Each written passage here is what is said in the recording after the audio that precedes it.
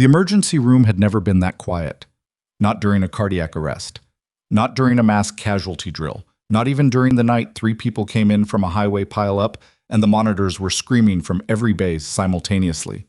But when Dr. Sylvia Crane, CEO of Hargrove Regional Medical Center, walked into Trauma Bay 2 and looked at the nurse crouched over a dying man, really looked at her, at the scar splitting her face from temple to jaw, and laughed, the entire department went silent like someone had cut the power.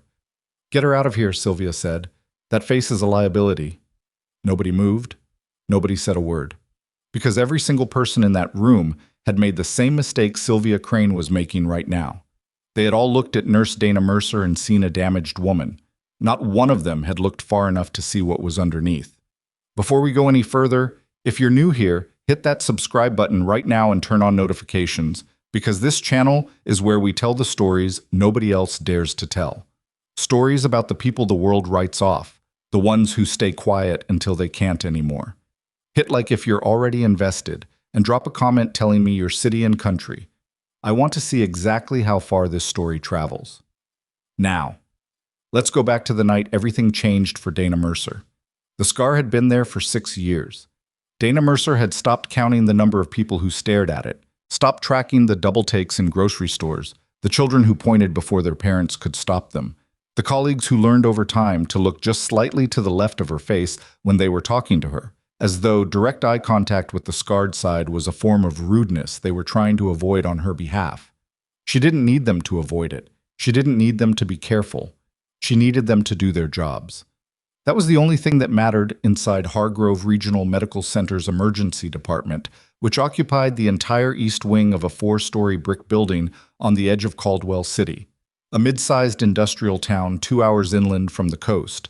The kind of place where winters lasted too long and the hospital was always busy because the manufacturing plants nearby had a dependable habit of producing workplace injuries every other week. Dana had been working in this ER for 3 years. She had applied for her position here after leaving the Army, after 2 months in a rehabilitation facility, after another 4 months learning how to sleep through the night again without waking up at 3 a.m. with her hand already reaching for a tourniquet that wasn't there. She had submitted her nursing credentials, passed her recertification, and sat through a 30-minute interview with the department head, Dr. Marcus Tull, who had looked at her scar exactly once and then spent the rest of the conversation looking at her file. He had hired her the next day. Not because he felt sorry for her. Dr. Tull was not the kind of man who made personnel decisions based on sentiment. He had hired her because her file showed 3 years of combat trauma experience, advanced airway management certifications, and a commendation she had not mentioned once during the interview. For 3 years, Dana had done her job. She arrived early. She stayed late when the department needed it. She handled the violent patients without escalating them. She managed pediatric emergencies without the visible panic that even experienced nurses sometimes showed. She intubated faster than 2 of the residents. She had, on 4 separate occasions, caught medication errors before they reached patients, and each time she had reported them through the proper channels without making the originating physician feel like an idiot in public. She was good at her job. Most of her colleagues knew this in the way you know something without ever directly acknowledging it, a background understanding operating below the level of conversation. A few of them actively respected her, most simply worked alongside her without friction. And then there were the others. There were always others. Bryce Haddon, the senior charge nurse on her floor, had never warmed to her. He was 44, had been at Hargrove for 11 years, and had a specific way of standing with his arms crossed and his chin slightly raised when he was talking to someone he didn't think much of. He used that posture a lot around Dana. He didn't actively sabotage her work. He wasn't stupid enough for that.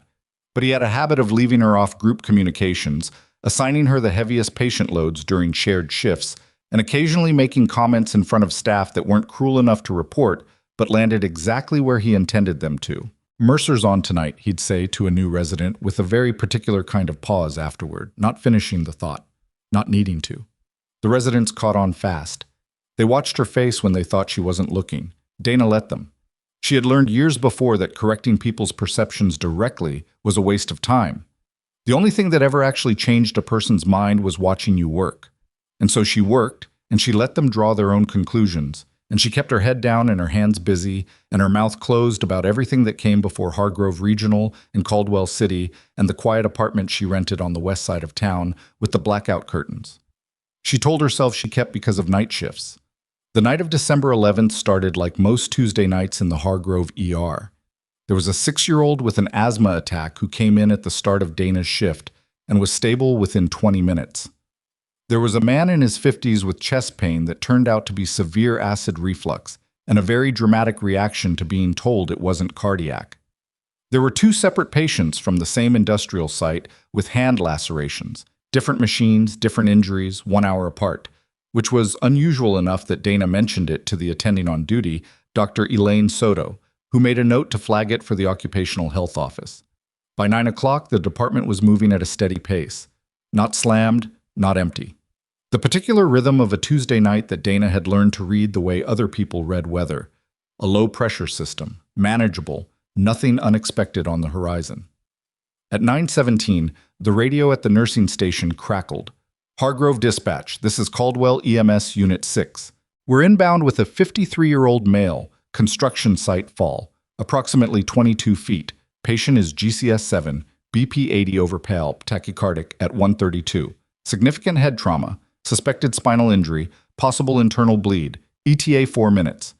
Dana was already moving before the dispatcher finished confirming. She flagged Dr. Soto across the department with a single gesture. Soto read it immediately and broke off her conversation with a resident. Dana pulled a trauma cart toward Bay 2, checked the airway kit, confirmed the crash cart was positioned correctly, and ran a 30-second inventory in her head against the mechanism of injury. 22-foot fall. High-velocity deceleration. The forces that did the most invisible damage were the ones that hit internal organs against the body's own structure. Liver against the rib cage, brain against the skull, descending aorta against the ligamentum arteriosum. Any one of those could kill him before the visible injuries did. Bryce appeared at the bay door. "I've got this one," he said. "I'm already set up," Dana said, without looking at him. "Mercer?" 4 minutes, Bryce. You want to stand here or prep?" He didn't have a response to that, which meant he stood there for 2 seconds, then grabbed gloves and came in. The paramedics brought him in at 9:21. His name, they said, was Harold Feist. He was unconscious. His face was gray in the way faces got when blood was going somewhere it shouldn't, and the right side of his skull showed the kind of swelling that meant the brain beneath it was under pressure that would not wait. "GCS dropped to 5 on the way," the lead paramedic said, transferring the board with practiced efficiency. "We got 1 large bore IV, couldn't get a second, left antecubital's blown." Dana was already at his right arm, tourniquet in hand. "Right external jugular," she said to Bryce. Bryce hesitated. The external jugular was not the first choice. It was the choice you made when the first choices were gone and you needed access fast. "Soto's the attending," Bryce said. "Dr. Soto," Dana said, not raising her voice, just projecting across the bay. "External jugular on the right for secondary access?" Soto was at the head of the bed, airway tools already in her hands. "Do it," she said without looking up. Bryce stepped aside. Dana found the vein in 11 seconds. She had done it in the dark before, in conditions this room would never replicate, and the fluorescent lights of Hargrove's Trauma Bay 2 were practically a luxury by comparison. The line was in and running before Harold Feist's first set of vitals printed from the monitor overhead. "Pressure 68 over palp," Bryce called. "Push fluids.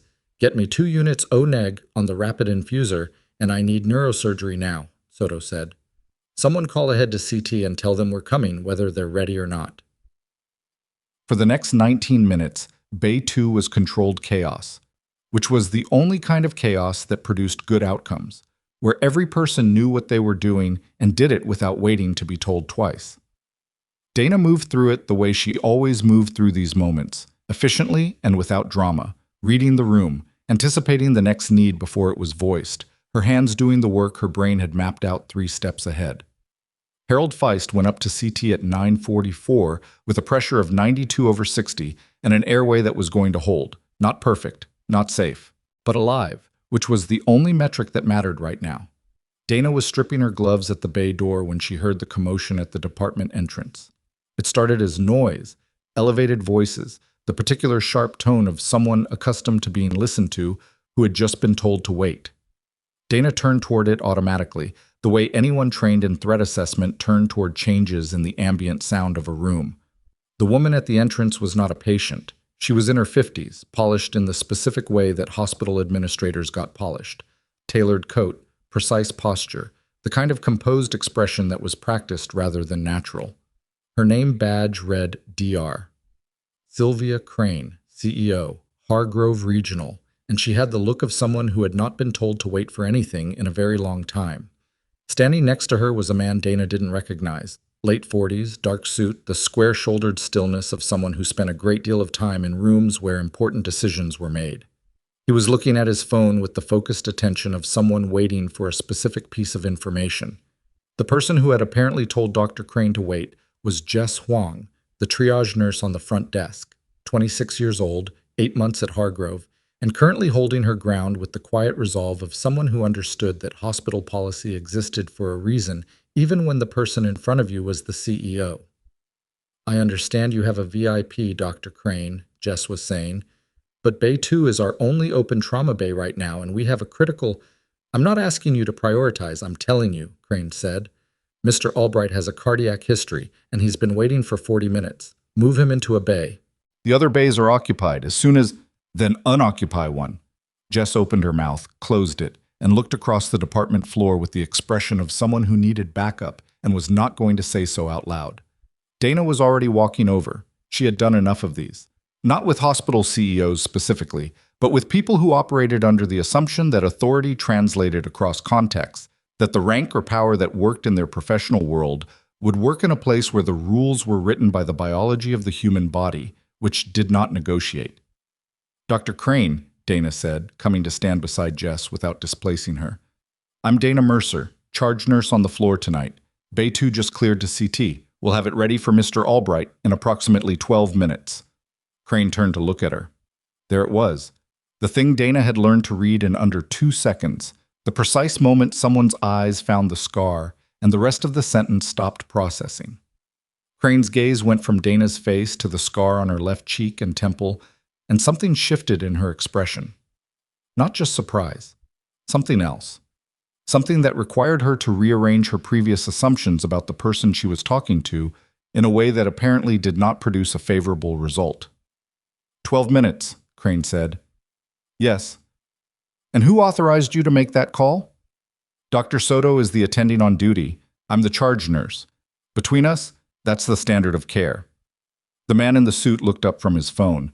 Crane's mouth tightened slightly. I wasn't aware Hargrove employed nurses who answered questions with explanations of why they're right. I can get Dr. Soto if you'd prefer to speak with her directly.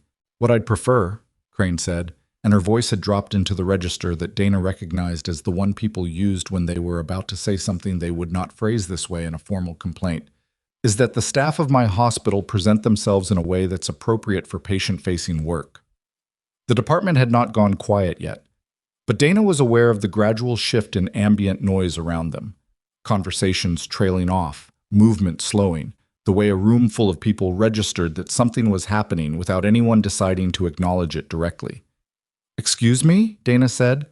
Crane gestured briefly toward Dana's face, not pointing, just a small movement of her fingers, a dismissive flick.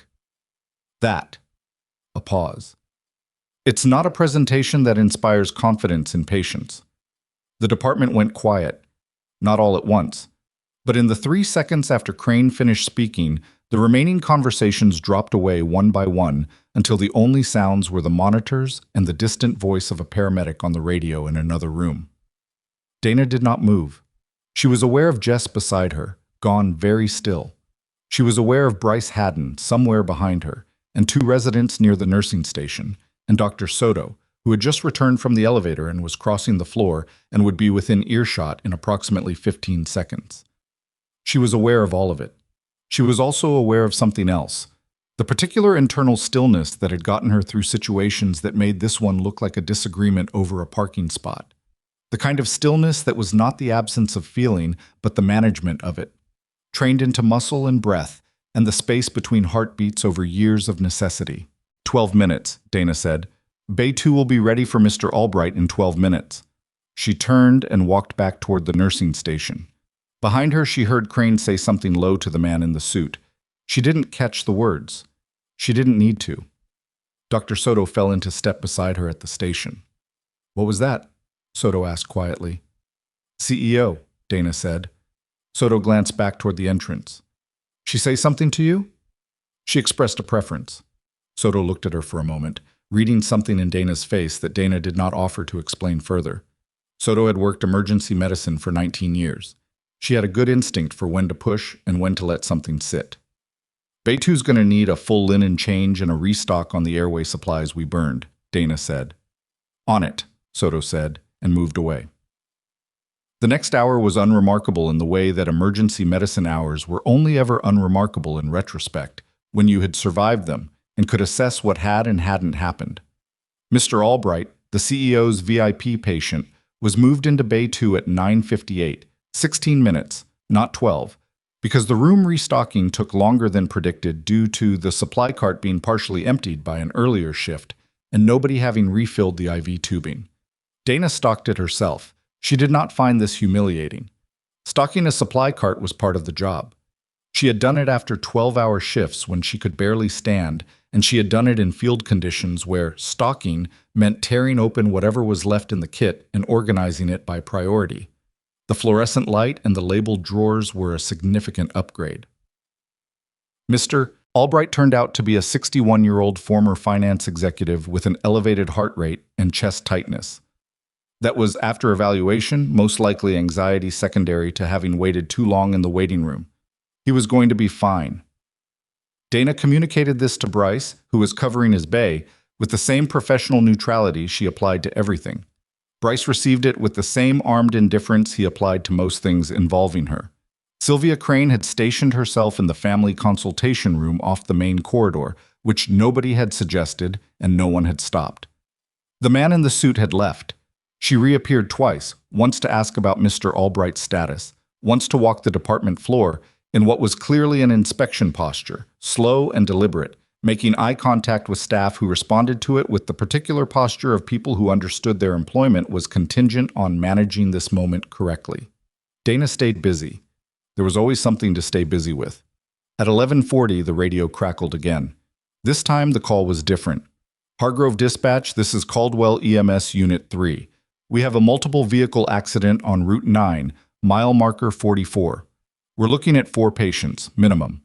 First unit inbound now with a 22-year-old female, significant chest trauma, suspected tension pneumothorax, BP dropping, she's deteriorating fast. ETA 7 minutes. Tension pneumothorax. Air accumulating in the chest cavity, collapsing the lung, pushing the heart and major vessels to the side, cutting off venous return. The blood pressure dropped. The heart rate spiked. The veins in the neck distended. And if you didn't decompress it fast, with a needle directly into the chest wall, between the ribs, without hesitation, the patient went into arrest and you had approximately 4 minutes to reverse it before the math stopped working in your favor. It was one of the few emergency conditions where the treatment was both simple and terrifying because there was nothing forgiving about sticking a 14-gauge needle into someone's chest and hoping your landmark was right. Dana had done it twice, once in a hospital, once not. "Bay 1, she said to Jess, already pulling the crash cart. "Get Dr. Soto, get the chest decompression kit, and get me 2 nurses who can stay in the room without freezing." Jess was on the phone before Dana finished the sentence. Bryce appeared. "Soto's with Albright." "Then get her out." "Crane's in there." "I don't care if the governor's in there. Get Soto." Something in her voice made him move. Dana was in Bay 1 running her pre-check when she heard the automatic doors open and the paramedics come through with the gurney moving fast. The patient's name was Addie Reyes, 22, and her lips had the cyanotic tinge that meant the oxygen in her blood was running out. Her neck veins were visibly distended even from across the room. Her trachea, when Dana looked, was already beginning to deviate, shifting toward the right, away from the pressure building on the left. Classic presentation. Textbook. Except textbook didn't tell you what it felt like to have someone that young looking up at you from a gurney with eyes that were still frightened, still trying to track, still fighting, while her body was shutting down the way a building shuts down when a structural wall fails. "She's shifting," Dana said. "I'm not waiting for Soto." "You can't needle the chest without an attending order?" Bryce started. Clock her BP. He looked at the monitor. 72/40. Then we've got about 3 minutes before this becomes a code. Either get me Soto or get out of my way. Dr. Soto came through the bay door at a run, white coat half off her shoulder, reading the room in the 2 seconds it took her to cross from the door to the bedside. She looked at the monitor. She looked at Addie. She looked at Dana. Second intercostal, mid-clavicular line, Dana said. Left side, kit's open. Do it, Soto said. Dana did it. The needle went in clean. The rush of air that came back through the syringe was immediate and unmistakable. The sound of a pressure valve releasing, the particular exhale of a body that had been one small interval from shutdown. Addie Reyes's oxygen saturation began to climb on the monitor. Her pressure bumped up within 60 seconds. Dana held the needle steady and watched the numbers and did not feel anything except the work. It was only after the chest tube team came in, after Addie was stable enough to transfer up, after the chaos of the next 40 minutes resolved into paperwork and restock, that Dana became aware she was being watched, not by her colleagues, by Sylvia Crane. The CEO was standing at the bay door, which someone had propped open during the rush. She had apparently been there long enough to see the second half of what happened. Her expression was composed in the administrative way, nothing showing, everything contained. But her eyes were doing the recalibration that Dana recognized from people who had just had a significant assumption corrected without asking for it to be. Dana pulled off her gloves. Buy one is going to need a full restock, she said to no one in particular. She walked past the CEO without stopping. She was refilling the nursing station supply log when Crane appeared beside her. Ms. Mercer. Nurse Mercer, Dana said, without looking up. A beat. You performed a needle decompression without waiting for full attending authorization. Dr. Soto authorized it verbally before I made the insertion. That's within protocol. That's not what I was told. Now Dana looked up. Then whoever told you that was in a different room. Crane held the look for a moment. The expression had settled into something that wasn't quite anger and wasn't quite respect. Something in between that hadn't finished deciding which way to fall yet. I want to report on tonight's events on my desk by end of week, Crane said. Dr. Soto files those. I'm asking you. Then you can ask Dr. Soto to include my portion in her report. That's the chain of command. Crane left without responding. Bryce was at the coffee machine when Dana came around the corner. He watched her pour a cup without offering to move or make space, which was the kind of small, consistent territorial behavior she had cataloged and stopped reacting to 2 years ago. You know she's going to file a complaint, he said. She can file whatever she wants. Crane runs this hospital. She doesn't file complaints. She makes phone calls. Dana looked at him over her coffee cup. What do you want me to say, Bryce? He shrugged with his shoulders and his eyes, and the particular arrangement of his face that communicated a fully formed opinion without requiring him to put it in a format that could be quoted. I just think you might have read this wrong. The patient is alive, and the CEO is in the consultation room right now with her phone out. Dana drank her coffee. It was 1:07 a.m. The shift had 4 hours left. Harold Feist, who had fallen 22 feet and come in gray and unconscious, was out of emergency surgery and in a monitored bed upstairs, and his wife had been called and was on her way. Addie Reyes was in the ICU with a chest tube and a blood pressure that was staying where it was supposed to stay. Those were the things that were true. Dana set down her cup and went back to work. The complaint, when it came, arrived faster than Bryce had predicted. Not at end of week. Not by morning. It arrived at 2:30 a.m. in the form of Patricia Olm, Hargrove's night shift HR liaison, who appeared in the break room where Dana was on her mandated 30-minute rest break eating a sandwich she'd packed that morning, which already felt like it belonged to a different day entirely. Patricia Olm was apologetic in the institutional way, which meant she was professional and precise and not making eye contact. Dr. Crane has initiated a formal review, she said, specifically regarding tonight's incident in Bay 1 and a documented concern about patient-facing presentation. Dana put down the sandwich. She wants you reassigned to administrative duties pending the review outcome. Administrative duties. Effective immediately.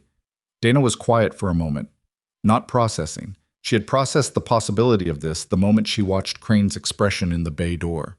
She was simply sitting with it. The particular texture of being told to step aside, not because of anything you did wrong, but because of the way your face looked to someone who had the power to make that call. And Dr. Soto? Dana said. Dr. Soto is being briefed separately. She's not being reassigned. Of course not. Patricia Ulm hesitated. I'm sorry, Nurse Mercer. I want you to know the review process will be thorough. I know, Dana said. Patricia left. Dana sat in the break room for another 4 minutes.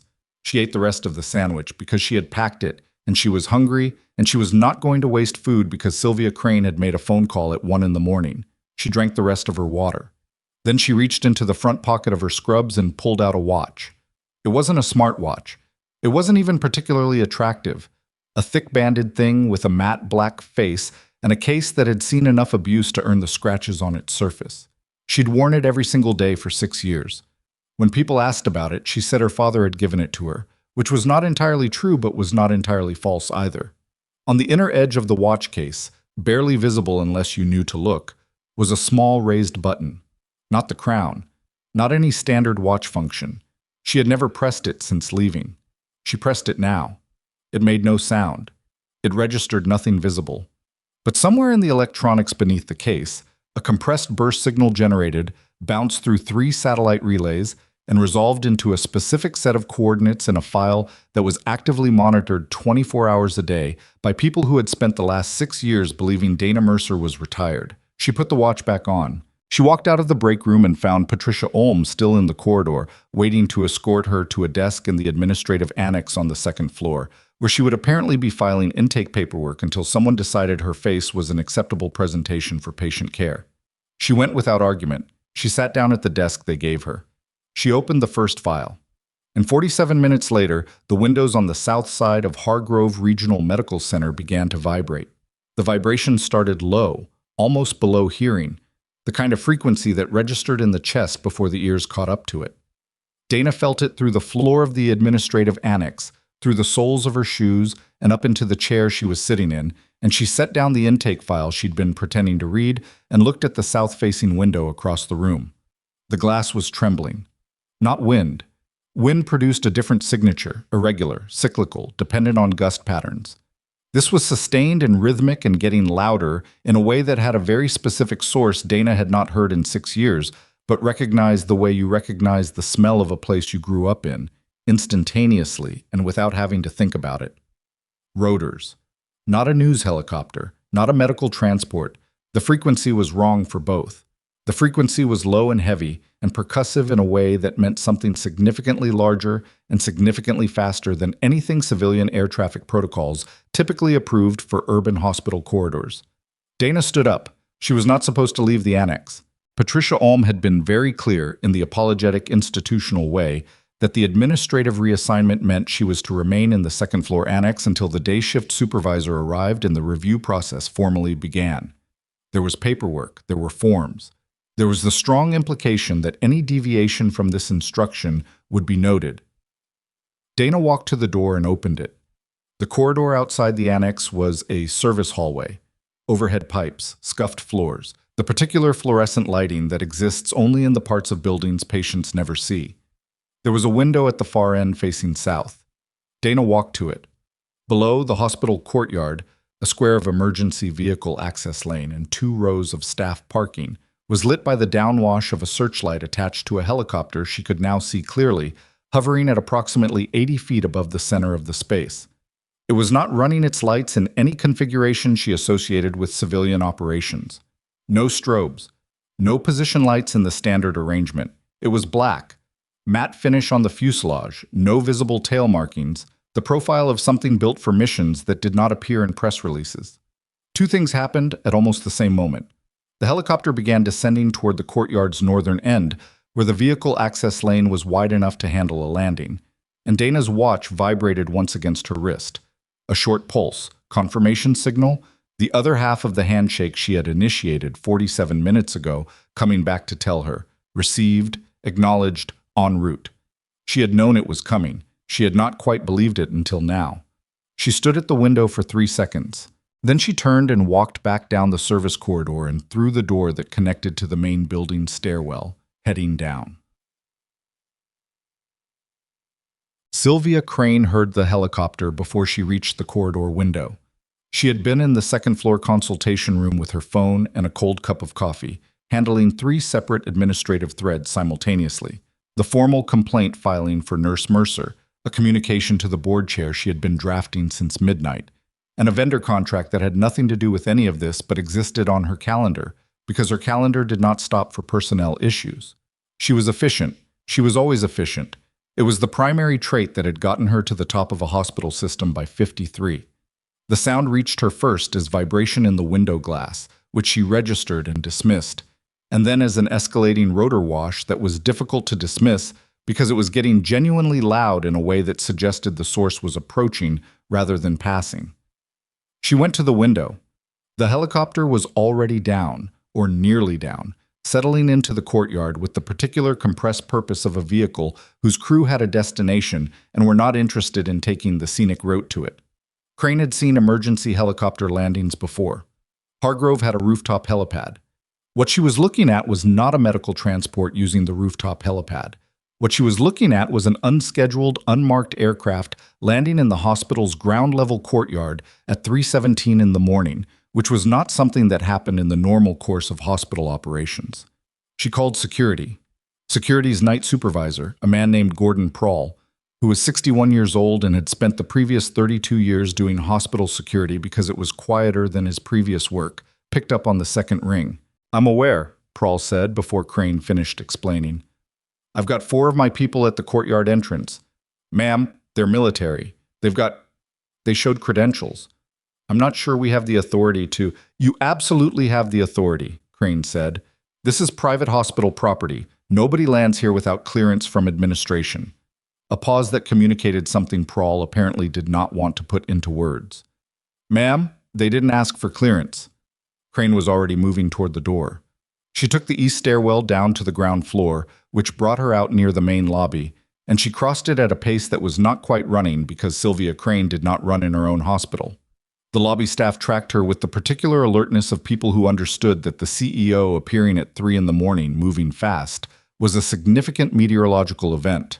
She pushed through the double doors toward the ER corridor just in time to see them come in.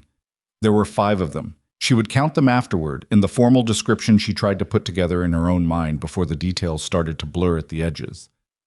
5 individuals in tactical gear, not the tactical gear of security contractors or local law enforcement, but something more substantial, more considered, the kind of equipment that indicated a long supply chain and a serious budget and a very specific institutional backing. They moved without hurrying through the ER entrance like people who had already decided what was going to happen next, and were simply in the process of making it a reality. Hospital staff stopped, not out of instruction. Nobody told them to stop. They just stopped, the way people stopped when something entered the room that was categorically different from everything else in it. The ER night shift was present in partial force. 2 residents, Bryce Haddon at the nursing station, Dr. Soto near the far wall with a chart in her hand, 3 nurses scattered across the floor. Every single one of them had stopped moving. The lead figure, slightly taller than the others, the kind of bearing that came from being the person other people oriented toward in high-stress situations, turned and looked at the room with the brief, comprehensive scan of someone assessing an environment. His gaze stopped. He was looking across the lobby at Dana. Dana had come through the stairwell door 30 seconds before Crane. She was standing near the edge of the nursing station in her reassigned administrative scrubs, which were a different color from the ER floor scrubs, and made her look, she was aware, like someone who had been moved aside. She had not moved toward them. She had simply arrived at the floor and stood still, because that was what the situation called for. The lead operator walked toward her. The others maintained a loose formation behind him, not following him to Dana specifically, but repositioning in a way that was subtle and clear and communicated a great deal about their awareness of the room without them needing to say anything about it. Crane stepped forward from the lobby side. "Excuse me." Her voice was administrative steel. The voice that stopped board members mid-sentence and made senior physicians choose their next words more carefully. "This is a medical facility. I don't know who authorized your arrival here, but you are on private property and you need to identify yourselves and your agency and explain what—" The lead operator did not slow down. He did not raise a hand. He did not make any gesture that could be characterized as aggressive or dismissive. He simply continued walking past Sylvia Crane as though she had not spoken. Not arrogantly, not rudely. More like the way you moved past something that was not relevant to the task at hand. Crane stopped speaking mid-sentence. The operator reached Dana. He was somewhere in his 40s. There was a line of old scarring along his left forearm that disappeared under his sleeve. His eyes were the particular shade of tired that came not from lack of sleep, but from having been operational for too long across too many years. And they were looking at Dana with an expression that had several layers in it. Recognition, something like relief, and something else underneath that was more complicated and would not resolve into a simpler thing. He stopped 3 feet from her. The room was completely silent. "Sergeant Mercer," he said. Not commander. Not the elevated rank the story had given her in Dana's mind on the drive here from whatever version of herself she'd been trying to maintain. Sergeant. The rank she had held. The rank that went with the person she had been before the scar and the discharge papers and the quiet apartment with the blackout curtains. Dana looked at him. She had not seen Warren Tech in 4 years and 7 months. She knew this precisely because she had counted, in the early period, before she stopped counting things. "You're early," she said. "Signal priority was flagged high," Tech said, "which means something happened. Several things." He looked at the scar, not the way most people looked at it, not with avoidance or overcompensation or the micro-expression of someone recalibrating their expectations, but with the straightforward recognition of someone who knew exactly where it came from because he had been close enough to the event that produced it to hear it happen. "You okay?" he said. "I'm reassigned to administrative duties pending a formal review," she said. Something moved in his face. Not quite amusement. "That's what you led with." It seemed relevant. Bryce Haddon, from somewhere behind the nursing station, said in a voice that was working very hard to sound authoritative, "Someone needs to explain what's happening right now." Nobody answered him. Crane had moved to a position where she could see Dana's face and Tech's face simultaneously, and the expression on her own face had undergone a significant revision from the version Dana had observed earlier in the night. The administrative steel was still there. It was structural. It wasn't going anywhere, but it was working considerably harder to stay in place. "Miss Mercer," Crane said. "Nurse Mercer," Tech said without looking at her. Crane's jaw tightened. "Your people need to produce identification and a documented authorization for this entry." Tech reached into his jacket. He produced a folder and handed it to Crane, not as a concession, but as an efficiency measure, the way you handed someone a document because it would take longer to explain than to read. Crane opened it. She read for approximately 8 seconds. She closed it. The expression on her face did not become readable, but something in her posture changed, a very subtle rebalancing, like a building that had been leaning slightly to one side and had just had its foundation adjusted. "What do you need from this facility?" she said. The administrative steel was still there, but it was being applied to a different purpose now. "Access to Nurse Mercer," Tech said. "Somewhere we can talk that isn't the middle of your ER floor." Crane looked at Dana. There was something in that look that had not been present in any of the other times Crane had looked at her tonight. A question, genuine and undefended, from a woman who was in the process of realizing that her assessment of a situation had been substantially incomplete. Dana did not offer to fill it in. "The consultation room is empty," Dana said to Tech. "Second floor." The consultation room at 3:30 a.m. had the specific quality of spaces that are designed for difficult conversations, and therefore always felt like difficult conversations were about to happen in them, even when they weren't. Beige walls. A round table. 4 chairs that had been picked for durability rather than comfort. A box of tissues on a side table that nobody in this particular conversation was going to need. Tech sat across from Dana. 2 of his team remained at the door. The other 3 were, she didn't know exactly where, positioned somewhere in the building in a way she was confident was intentional. The signal protocol was for life-threatening extraction scenarios, Tech said. Not accusatory. Just placing it in the room.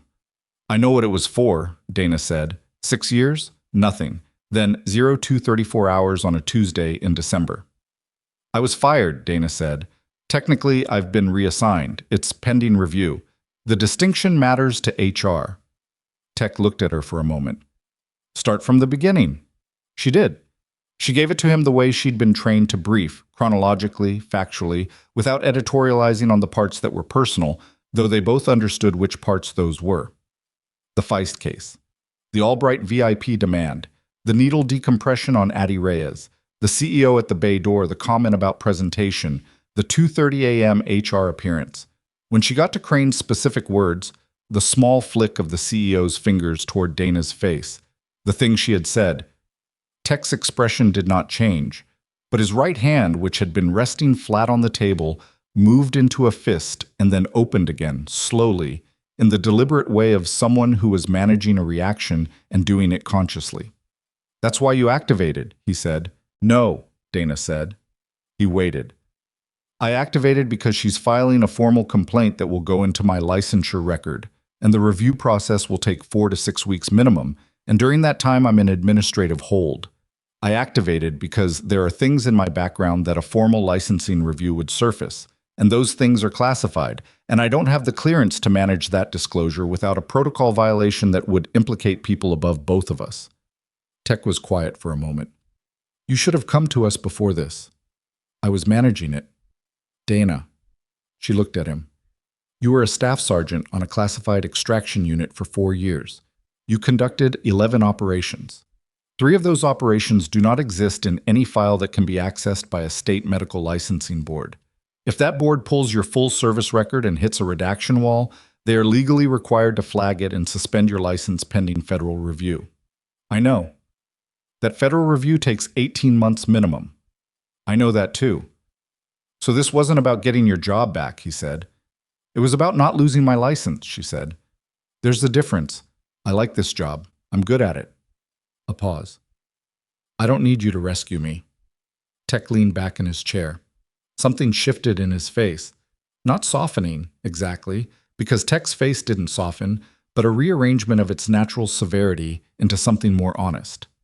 "We've been watching your record since you left. Clean work. Notably clean, actually. Soto's filed 3 performance commendations on you." "I wasn't aware of that." "You wouldn't be. They went to the credentialing office, not to you."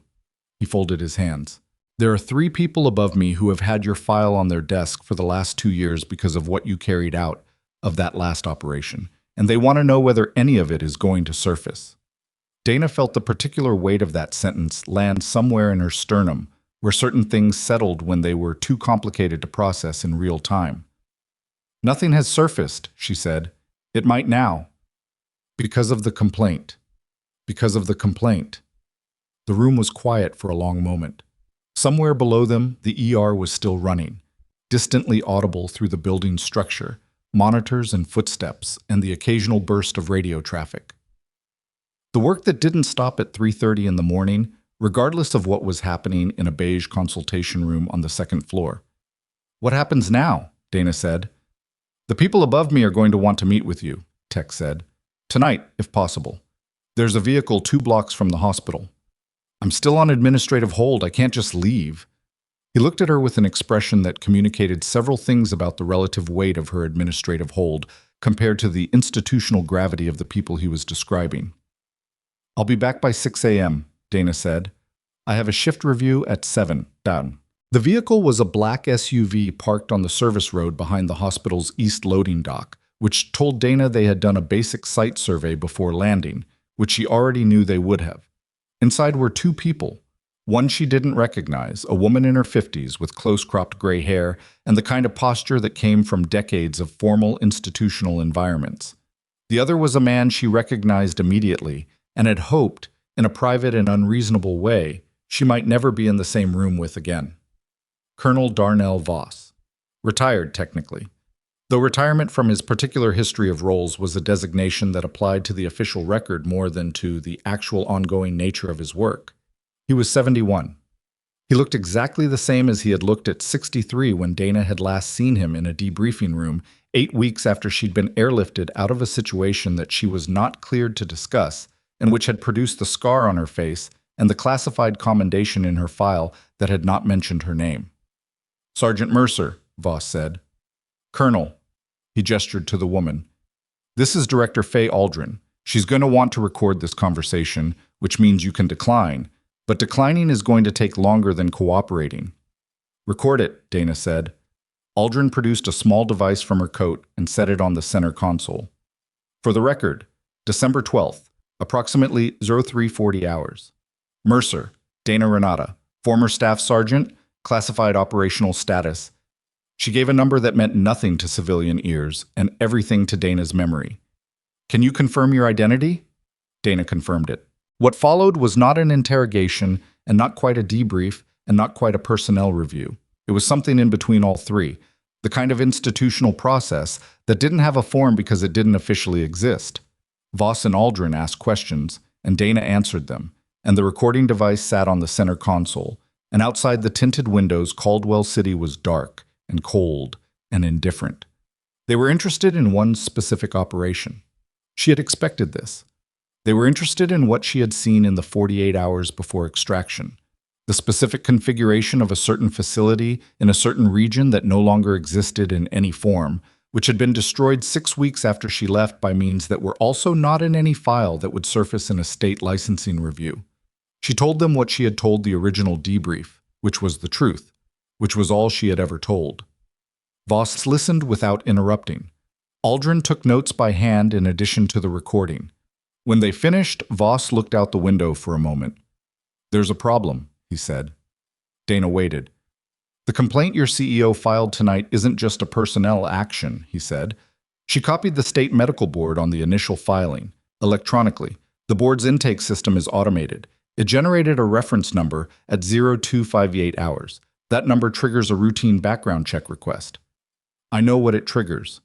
The background check goes to the Federal Clearance Office at 0800 unless it's intercepted. Then intercept it, Dana said.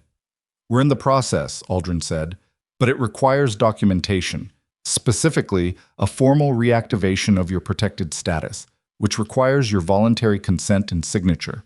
Dana looked at the device on the center console. Reactivation, she said. Temporary, Voss said. Protective status only. You keep your nursing license. The licensing board inquiry is redirected. The complaint review goes through a different channel and comes out clean. And in exchange, he looked at her directly. He was not a man who looked away from things. There's a situation developing, he said. We need a medical consultant with specific operational experience in a particular area of conflict medicine. It's not field deployment. It's a training and assessment role. 18 months. Outside the window, the first faint suggestion of what might eventually become dawn was beginning to separate the eastern horizon from the sky above it. I'm a nurse at Hargrove Regional, Dana said. You were a staff sergeant on a classified extraction unit, Voss said. Those aren't mutually exclusive. Tonight they became complicated to be both simultaneously, Aldrin said. Dana looked at her watch, 4:12 a.m. She thought about Bay 2 and Harold Feist's gray face and the 11 seconds it had taken her to find an external jugular in difficult conditions. She thought about Addie Reyes and the sound of a chest decompressing correctly, the particular relief of that air rush that meant the math was going to keep working in the patient's favor for at least a few more minutes. She thought about Bryce Haddon's crossed arms and Sylvia Crane's small, dismissive finger gesture and the break room and the half-eaten sandwich and the intake files she had been pretending to read. Sign it, she said. Aldrin produced the document with the efficiency of someone who had expected this answer. Dana signed it on the center console of a blacked-out SUV in the service alley behind a hospital she had just been told to leave, and the recording device captured the scratch of the pen, and Colonel Voss folded his hands and looked at the space between them. There's one more thing, he said. Dana waited. The complaint Dr. Crane filed, the specific language she used about patient-facing presentation, and your scar. He paused. That language is going to create a significant problem for her. I'm not trying to create problems for her. You don't have to try, he said. There are federal protections that apply to military service-connected physical characteristics in licensed professional environments. The complaint she filed, as worded, constitutes a textbook case of prohibited discrimination based on service-related injury. The moment the state board's automated system processed her filing, a flag was generated in a federal compliance database. Dana absorbed this. She doesn't know that, she said. No, Voss said. She doesn't. She was going to find out. Yes. The SUV was quiet. She ran a good hospital, Dana said. not defending, just stating a thing that was true. Before tonight, she ran a tight, functional ER. Whatever she did to me, the hospital's metrics are solid. That may be relevant to what happens next, Aldrin said. It may not. Dana nodded once. She opened the door. The cold hit immediately. December in Caldwell City, the particular wet cold of a place that didn't get glamorous snow, but got the gray functional kind that sat on everything and made the light look like it came through frosted glass. She stood for a moment in the alley between the service door and the SUV, and she was aware of her own breath and the distant sound of the hospital's HVAC system and the smell of the loading dock and the weight of the watch on her wrist, which was different now in a way that was entirely in her head because watches didn't have weight, and then they did. She went back inside. Hargrove Regional Medical Center at 4:30 a.m. was the quietest version of itself. Dana took the service stairwell back to the second floor, returned to the administrative annex, and sat down at the desk they had given her. The intake files were exactly where she had left them. The fluorescent light was the same specific tone of institutional indifference it had been 2 hours ago. She opened the first file and picked up where she had left off. She filed 4 intake documents between 4:30 and 5:45, which was more than was strictly necessary, but gave her hands something concrete to do, and her brain the particular low-hum occupancy it needed to not process the last 2 hours in real time. At 5:47, Patricia Ulm appeared in the doorway. She looked different from the middle-of-the-night version of herself. More assembled, more careful, which suggested she had been briefed on something in the intervening period and was uncertain how to carry it. "Nurse Mercer," she said. "Good morning," Dana said. "I've been asked to inform you, by Dr. Crane's office, that the administrative reassignment is being placed on hold pending a review of the review. The formal complaint processing has been. There's a flag on the licensing board submission." "I see," Dana said. "I don't have a great deal of additional information," Patricia said, in the voice of someone who had significantly more additional information and was deciding how much of it was hers to share. "But I was told to let you know that you're cleared to return to clinical duties as of the start of the next shift." Dana looked at the intake file in her hands. "This one isn't finished," she said. Patricia blinked. It can wait. Someone else can." "I'll finish it," Dana said. "It'll take 10 minutes." She finished it in 8. She walked out of the administrative annex and took the stairwell down to the ER floor, where the night shift was transitioning into the early morning shift, and the department had the particular exhausted, efficient quality of a system that had been running hard and was handing off to itself. She got a coffee from the break room. She stood at the nursing station and reviewed the night's remaining open charts. Bryce Haddon was at the other end of the station. He had the expression of a man who had spent several hours recalibrating a position and was not yet ready to announce the result. He didn't say anything. Dana didn't say anything. She drank her coffee and opened the first chart. At 6:20, a nurse named Petra Gavril, 28, 3 years in the ER, someone Dana had trained through her first code and who still sometimes looked to Dana with a quick sideward glance at critical moments to confirm she was reading the room correctly, came to stand beside her. "The black helicopter's gone," Petra said quietly. "I know," Dana said. "People are asking." "People can keep asking. It's not my information to share." Petra hesitated. "Is everything okay? With you, I mean." Dana looked at the chart. She thought about signed documents and center consoles and Colonel Voss's hands folded on his knees and the 18-month timeline and the phrase training and assessment role that had landed somewhere in her processing and hadn't finished resolving yet. "Yeah," she said. Then at 6:24 a.m., every phone in the nursing station rang simultaneously. Every desk phone, every mobile device on the counter. The announcement intercom in the hallway gave a single tone, and then the ER charge desk speaker clicked on, and a voice Dana didn't recognize began reading a federal compliance notice in the flat, procedural cadence of something automated. A complaint submission flag, a prohibited discrimination protocol, a federal review activation. The notice referenced Hargrove Regional Medical Center. It referenced the formal complaint filed at 2:47 a.m. on December 12th. It referenced the name of the complainant. And it referenced, without using her name, a protected federal classification that applied to the individual the complaint had been filed against. The ER floor went very, very quiet. And from somewhere down the corridor, behind the door of the second-floor administrative wing, came the sound of Sylvia Crane's office phone beginning to ring, and not stopping. Crane's office phone rang 7 times before someone picked it up. Dana heard this from the nursing station because the administrative wing's corridor door was ajar. Someone had propped it open during the shift change and hadn't closed it. And sound traveled differently in a building at 6:24 in the morning when the ambient noise was low and everyone on the floor had gone very still, in the specific way people went still when they understood that something institutional was happening and they were not sure yet which direction the consequences were going to travel. The federal compliance notice finished reading on the intercom. The automated voice gave a reference number, a filing date, a contact extension for the Federal Compliance Office's intake line. Then it stopped, and the intercom clicked off, and the ER floor remained in the particular charged silence of a room full of people who had all just heard the same thing and were separately deciding what it meant. Petra Gavril, still standing 2 feet from Dana, said nothing. Bryce Haddon, at the other end of the nursing station, had gone the color of someone whose blood pressure was doing something his body hadn't authorized. Dr. Soto appeared from the direction of the attending office, chart in hand, moving with the controlled urgency of someone who had been listening from 20 feet away and was now choosing to enter the space deliberately rather than reactively. She looked at Dana. Dana looked at the chart in front of her. "Mercer," Soto said. "Dr. Soto." "My office. Now." It wasn't a reprimand. Soto's voice didn't have that register in it. It had the register of a senior physician who needed information and had correctly identified the person most likely to have it. Dana closed the chart and followed her. Soto's office was small and organized in the way of someone who thought in stacks. Papers grouped by active status, reference materials positioned by frequency of use. Nothing decorative except a framed photograph on the corner of the desk that Dana had never looked at directly, but knew showed 2 children somewhere outdoors.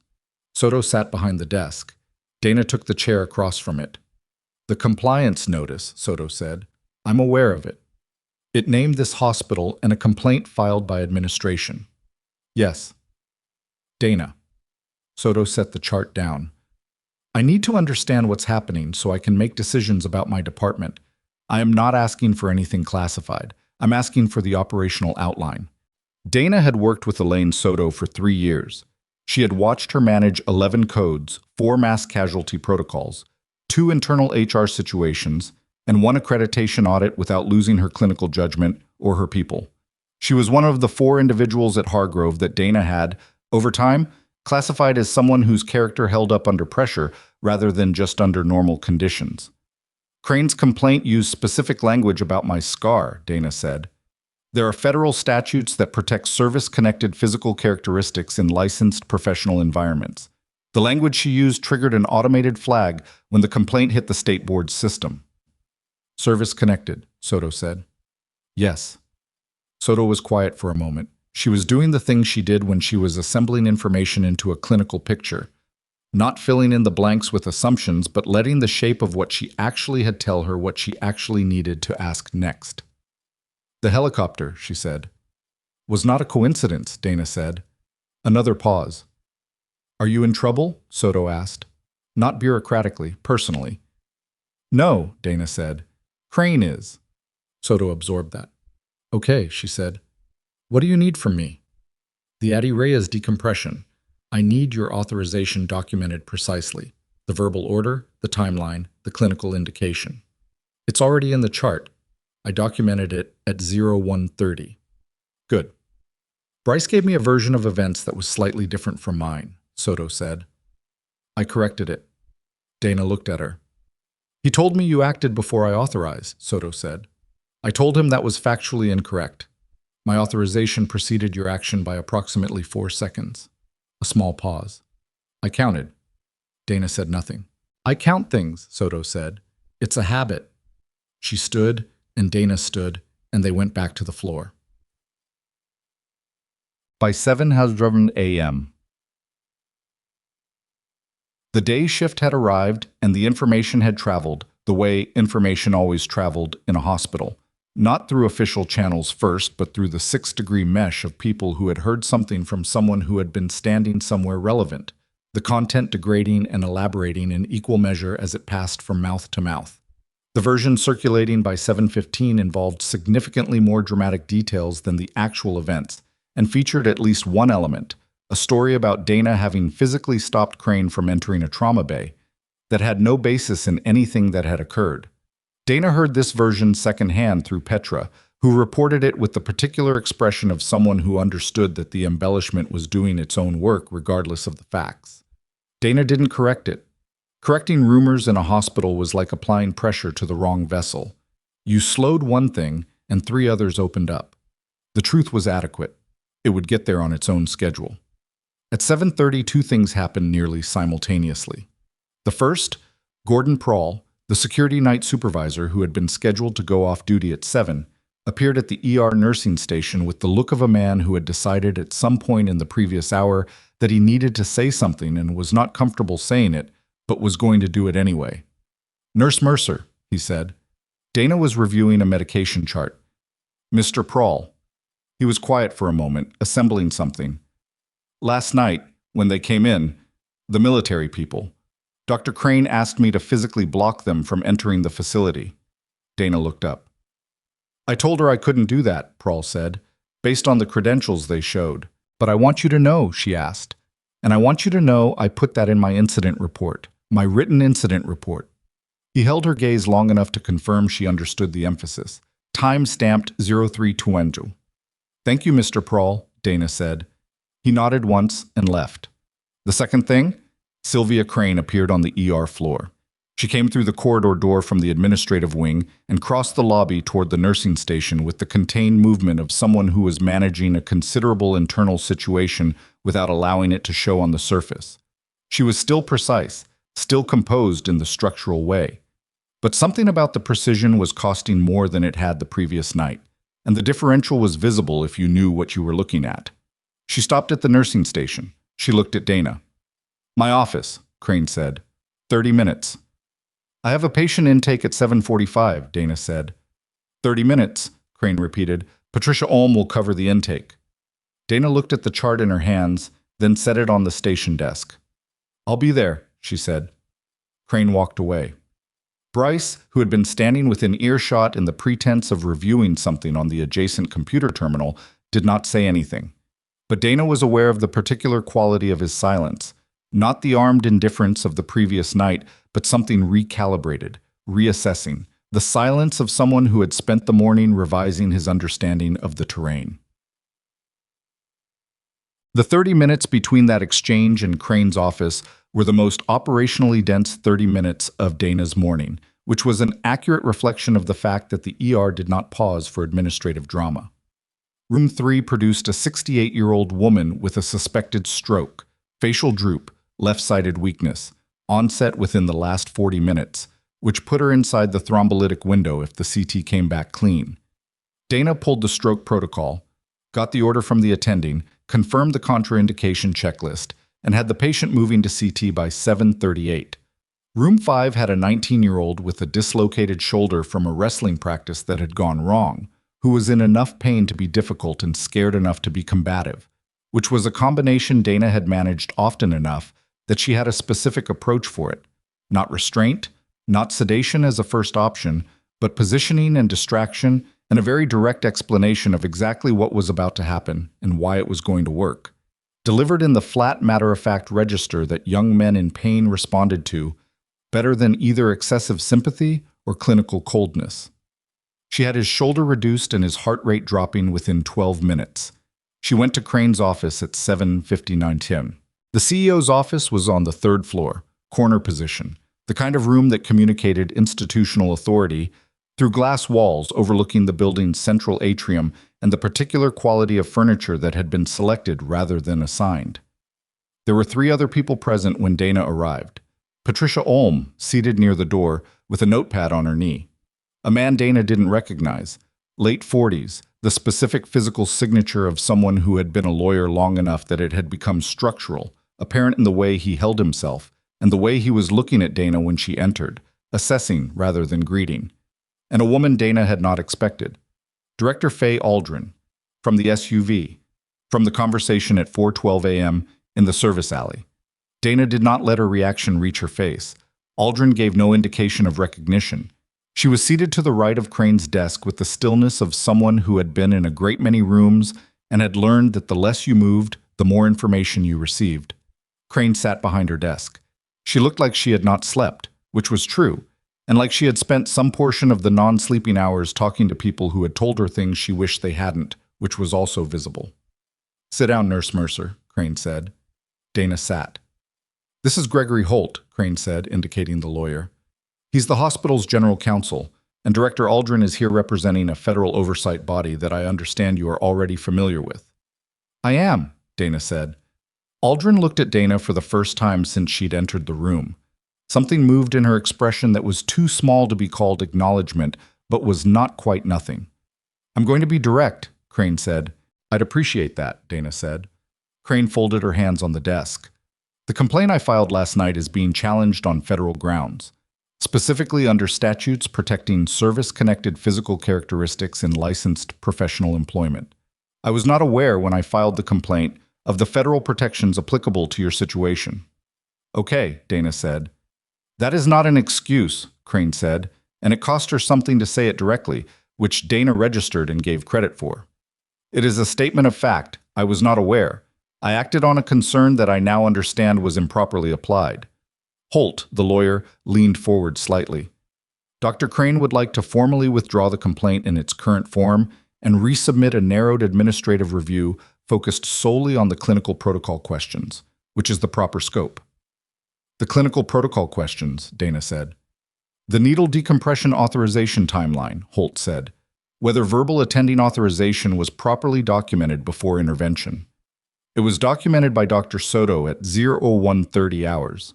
We are aware." "Then the clinical protocol question is already answered," Dana said. "What is the review reviewing?" Holt looked at Crane.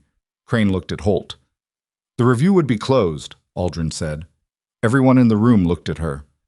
"The federal compliance flag generated by the original complaint requires a resolution record," Aldrin said. "A closed review with no adverse finding is a clean resolution. It closes the flag. It protects the hospital's compliance standing, and it protects Nurse Mercer's licensure record." A pause. "Everybody gets what they need." The room was quiet. Dana looked at Crane. Crane was looking at the space between her folded hands on the desk, and whatever internal process was running behind her face was not one she was choosing to display. When she looked up, her expression had the quality of someone who had made a decision and was not comfortable with it, and was not going to pretend to be. "I owe you an apology," Crane said. The words landed in the room with the particular weight of something that had not come easily. "The comment I made last night in the ER," Crane continued, "about your presentation. What I said was inappropriate and it was wrong, professionally and personally wrong." Dana did not move. "I have run this hospital for 9 years," Crane said. "I have not always managed the pressure of that correctly. Last night I managed it very incorrectly." "You did," Dana said. Patricia Olm stopped writing on her notepad. Crane met her eyes. "I'm aware of that." "The 2 patients from last night, Harold Feist and Addie Reyes," Dana said. "Their outcomes are good so far?" Crane blinked at the shift. "Feist is in the ICU, stable post-op. Reyes was moved from the ICU to a monitored floor this morning." "Then the night worked out," Dana said. Crane looked at her for a long moment. Something in the CEO's face went through a series of small adjustments, none of which resolved into an easy expression. "Yes," Crane said finally, "it did." The meeting lasted another 12 minutes. Holt produced a document. Aldrin produced a different document. Patricia Olm took notes. Dana signed where she was directed to sign, initialed where she was directed to initial, and asked 2 questions, one about the timeline for the complaint's official withdrawal, and one about whether the federal compliance flag would produce any secondary review of her licensure file, and received answers that satisfied both questions. She was back on the ER floor by 8:47. The day shift ran the way day shifts ran, which was louder and faster and more populated than nights. The department filling with the particular organized pressure of a fully staffed system, meeting the morning's incoming tide of injuries, illnesses, and emergencies that did not schedule themselves around administrative resolution meetings. Dana worked her patients. There was a 34-year-old with a broken ankle from a parking lot fall who needed imaging and reduction planning. An 11-year-old with a fever that had spiked to 104.2 overnight, whose mother had driven 40 minutes because the urgent care near their house was closed, and who needed the full workup because 11-year-olds with sustained high fevers needed the full workup even when it turned out to be viral, because the cases where it didn't turn out to be viral were the ones you couldn't afford to miss. A 57-year-old construction foreman with a laceration across his left palm that had gone deep enough to require consultation from the hand surgery team, who was loudly and colorfully opposed to waiting for the hand surgery team because he had a project timeline and did not consider his hand a sufficient reason to fall behind on it. She managed all of it. At 10:15, Petra came to find her in the hallway between rooms 4 and 6. "There's someone asking for you at the front desk," Petra said. "Not a patient. He said he's from upstairs." Dana looked at her. "Upstairs." "He said 3rd floor. He said Dr. Crane sent him." Dana handed Petra the chart she was holding and walked to the front desk. The man at the desk was not Gregory Holt and was not anyone she recognized from the morning meeting. I was young.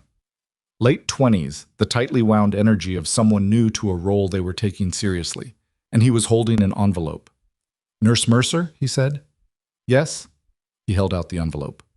"From Dr. Crane's office." She took it. The man left without elaborating, which suggested he had been very specifically instructed not to elaborate. She opened it in the hallway. Inside was a single piece of hospital letterhead, Crane's signature at the bottom, 3 short paragraphs. The first paragraph confirmed the withdrawal of the formal complaint. The second confirmed her return to full clinical duties with no disciplinary notation in her personnel file. The third was not administrative language. "I have been in hospital administration for 22 years. I have made decisions in that time that I consider sound and decisions I consider mistakes. Last night falls into the second category in a way I intend to examine seriously. I am telling you this not because it changes what happened, but because I think you deserve to know I understand what I did." Dana folded the letter and put it in her scrub pocket. She stood in the hallway for a moment, then she went back to work. The shift turned. By 1 p.m., the department was running at peak capacity, 14 bays active, 2 on overflow to the corridor. The waiting room at an uncomfortable occupancy that the triage desk was managing through the kind of constant recalibration that experienced triage nurses did automatically and without announcement. Dana was in room 8 with a 62-year-old woman named Ruth Demko, who had come in with what she described as just dizziness, and which Dana's assessment identified as something requiring considerably more attention than that phrase implied. The dizziness had started that morning. Ruth had nearly fallen getting out of bed. Her blood pressure on the right arm was 150/92. Her blood pressure on the left arm was 118/78, a 34-point systolic differential between arms. Dana checked it twice. "Mrs. Demko," she said, keeping her voice level, "I'm going to get Dr. Soto right now. I need you to stay still and not stand up." "Is it bad?" Ruth said. "I need the doctor to look at something," Dana said. "Just stay still." She was in the hallway in 4 seconds. Soto was at the nursing station. Dana covered the distance at a pace that was not running because running in hospital corridors caused patient distress and staff alarm, but was the fastest legally defensible pace a person could sustain in a medical environment. "Room 8, she said to Soto. 62-year-old female, BP differential 34 points between arms. Dizziness on waking, near fall. I want to be wrong." Soto was already moving. "Get CT on standby. Get vascular on the phone." "Already called," Dana said. She had called from room 8 on her way out. They moved back to room 8 together. Soto did her own assessment. She rechecked the blood pressure differential herself, arm to arm, and the differential was still there. Ruth Demko, who had come in for dizziness, was now understanding from the specific quality of the medical attention focused on her that dizziness had turned out to be a vehicle for something larger. "Am I having a heart attack?" Ruth asked. "We need to look at something in your chest," Soto said. "A blood vessel. We need to check it fast." "That means yes," Ruth said. "It means we need to check it fast," Soto said, "and we're doing that right now." The working diagnosis, which CT would confirm or rule out in the next 20 minutes, was aortic dissection, a tear in the inner wall of the aorta, the largest artery in the body, that could propagate and rupture with the speed and finality of a structural failure under load. The blood pressure differential between arms was a classic sign, pointing to the origin of the tear and the extent of its involvement in the vessel's branching architecture. If it was what Dana thought it was, Ruth Demko had walked into the emergency room at 12:47 p.m. on what she had described as a quiet morning, and what had actually been the morning her aorta began to fail. The CT came back at 1:34 p.m. Type A aortic dissection, involving the ascending aorta, surgical emergency. Soto was on the phone with cardiothoracic surgery before the radiologist finished reading. Dana was already at Ruth's bedside when the surgical team's advanced nurse came down to transfer her. Ruth was scared in the contained way of someone who had processed the information and decided that falling apart was not going to improve the situation. Her hands were gripping the side rails of the gurney. Not hard, just anchored. "You caught it," Ruth said to Dana. "You came in," Dana said. "That's what caught it." "I almost didn't," Ruth said. "I thought it was just the dizziness. My daughter said to come." "Your daughter was right." Ruth's hands tightened on the rail briefly, then loosened. "Is the surgeon good?" "Dr. Vance is the best cardiothoracic surgeon in this region," Dana said. This was factually accurate. She did not say it to comfort. She said it because it was true, and Ruth deserved to know the true thing. "Okay," Ruth said. The surgical team arrived. Dana stepped back. She watched them take Ruth Demko through the double doors toward the elevator and the operating suites on the 4th floor, and then she turned back to the department where 12 other rooms were active and the waiting room had not gotten any shorter, and she picked up the next chart. At 2:10 p.m., Tech called. She took it in the hallway outside room 11, where a teenager with a suspected fracture was waiting for imaging. "The documents are processed," Tech said. "Your protected status is active. The licensing board inquiry is closed." "I know," Dana said. "Aldrin was here this morning." A pause. "She didn't tell me that. She wouldn't." "The Voss consultation proposal," Tech said. "The 18 months, you signed the reactivation. That doesn't obligate you to the role." "I know it doesn't." "But," Dana was quiet for a moment. "There's a patient upstairs right now who came in because her daughter told her to come in when she wanted to stay home," she said.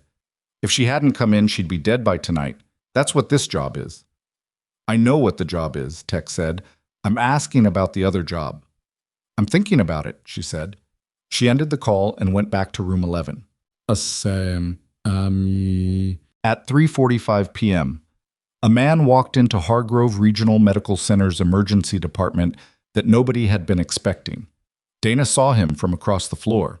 A man in his early 60s, civilian clothes, the bearing that she recognized before she recognized his face, because it was the bearing of someone who had spent decades in environments where bearing was not performance but function. He was carrying nothing. He looked at the department the way she would have looked at an unfamiliar operational environment, a sweep, cataloging exits and sight lines and the positions of personnel, done in approximately 4 seconds and then finished, nothing else required. He walked to the nursing station. He asked for Dana Mercer. Petra looked at Dana. Dana was already crossing the floor. The man's name was Lieutenant General Howard Cast, retired. Dana knew this because she knew his face from a briefing photograph she had seen once, 7 years ago, in a room she was not supposed to describe. He had been, at the time of that photograph, the commander of the unit that had authorized the operation that had produced her scar and her classified commendation, and the 11 missions that didn't exist in any file accessible to a state licensing board. He was not supposed to be in Caldwell City. He was definitely not supposed to be in her emergency department. "Nurse Mercer," he said. "General Cast," she said. Around them, the ER floor continued to operate. Monitors alarmed and silenced. A radio crackled at the paramedic bay. Someone down the corridor was asking about discharge paperwork. The ordinary ongoing machinery of a department that did not stop for anything. "Walk with me," Cass said. "I'm on shift," Dana said. "I know." He looked at her steadily. "Walk with me." She had 3 active patients. She signaled Petra, who was watching from the station with the particular expression of someone who was going to have a great many questions later. Petra nodded. Dana walked with General Cast. He took the service corridor. He chose it, which meant he had already mapped the building, which meant this visit was not spontaneous. He stopped at the end of the hallway, where the window faced the east parking structure and the gray December sky beyond it. "Voss told you about the consultant role," Cass said. He did. What he didn't tell you, Cass said, is why we need a consultant with your specific background at this specific moment. He paused. What he didn't tell you is that one of the 11 missions you ran has become relevant again. Dana kept her face still. The facility, Cass said. The one that was destroyed 6 weeks after your extraction. It wasn't fully destroyed. The corridor was very quiet. There are records, Cass said. Records from that facility that survived. They've surfaced. They contain documentation of what was developed there, and the identities of the people who authorized it. He looked at her, including the names of 4 individuals currently holding positions in the federal government. Dana said nothing for a moment. And my name, she said. It was not a question. Your mission designation, Cass said. Not your name, but your designation is traceable to your name through files that the wrong people are now trying to access. Dana looked at the window. The parking structure outside was full. It was always full at this hour. The overlap between the end of the day shift and the beginning of evening visiting hours. The daily collision of people leaving and people arriving. There's something else, Cass said. She waited. The people trying to access those files, he said. One of them works in this building. Dana turned to look at him. Administration, Cass said. Senior level. We don't know how long they've been positioned here. His voice was even and factual and had no drama in it, which was the characteristic of someone delivering information that was already dramatic enough without performance. We don't know if your activation signal last night precipitated their interest or whether they were already moving. But as of 0600 this morning, there was an unauthorized access attempt on a classified federal database from an IP address registered to Hargrove Regional Medical Center's administrative network. The ER floor sounds filtered down the hallway. Ordinary sounds. Ongoing. Indifferent. Who? Dana said. Cass reached into his jacket and produced a single sheet of paper, a printout, the kind that had been handled enough times to show it at the edges. He held it out. Dana took it. She looked at the name, and she understood all at once why Faye Aldrin had been in Crane's office that morning. Not to resolve the complaint, not to protect Dana's license, to place eyes in the room closest to the person they were already watching. The name on the paper was Bryce Haddon. Dana read it twice, not because she needed to read it twice to understand it. She read it twice because there was a specific discipline in not reacting to information before you had finished receiving it, and the discipline applied even when the information landed in a place you hadn't prepared. Bryce Haddon, senior charge nurse, 11 years at Hargrove Regional. The man who had spent 3 years leaving her off group communications and assigning her the heaviest loads and making comments that landed exactly where he intended them to without being quotable. The man who had hesitated in Bay 1 when she called for the external jugular access and told her Soto wasn't available, and stood in the doorway of the break room at 1:07 a.m. with his coffee and his particular armed indifference, and told her she might have read this wrong. 11 years at Hargrove. She thought about what 11 years meant if the positioning had been intentional from the beginning, the specific patience of that, the particular discipline of maintaining a functional professional identity for over a decade while running a parallel operation underneath it. That was not amateur work. That was institutional commitment to a cover that required constant maintenance. She folded the paper once and handed it back to Cass. How long have you known? She said. 14 hours, Cass said. The database access attempt flagged at 0600. It took us until 0900 to trace the IP through the hospital's network architecture and another 2 hours to confirm the user account credentials. He put the paper back in his jacket.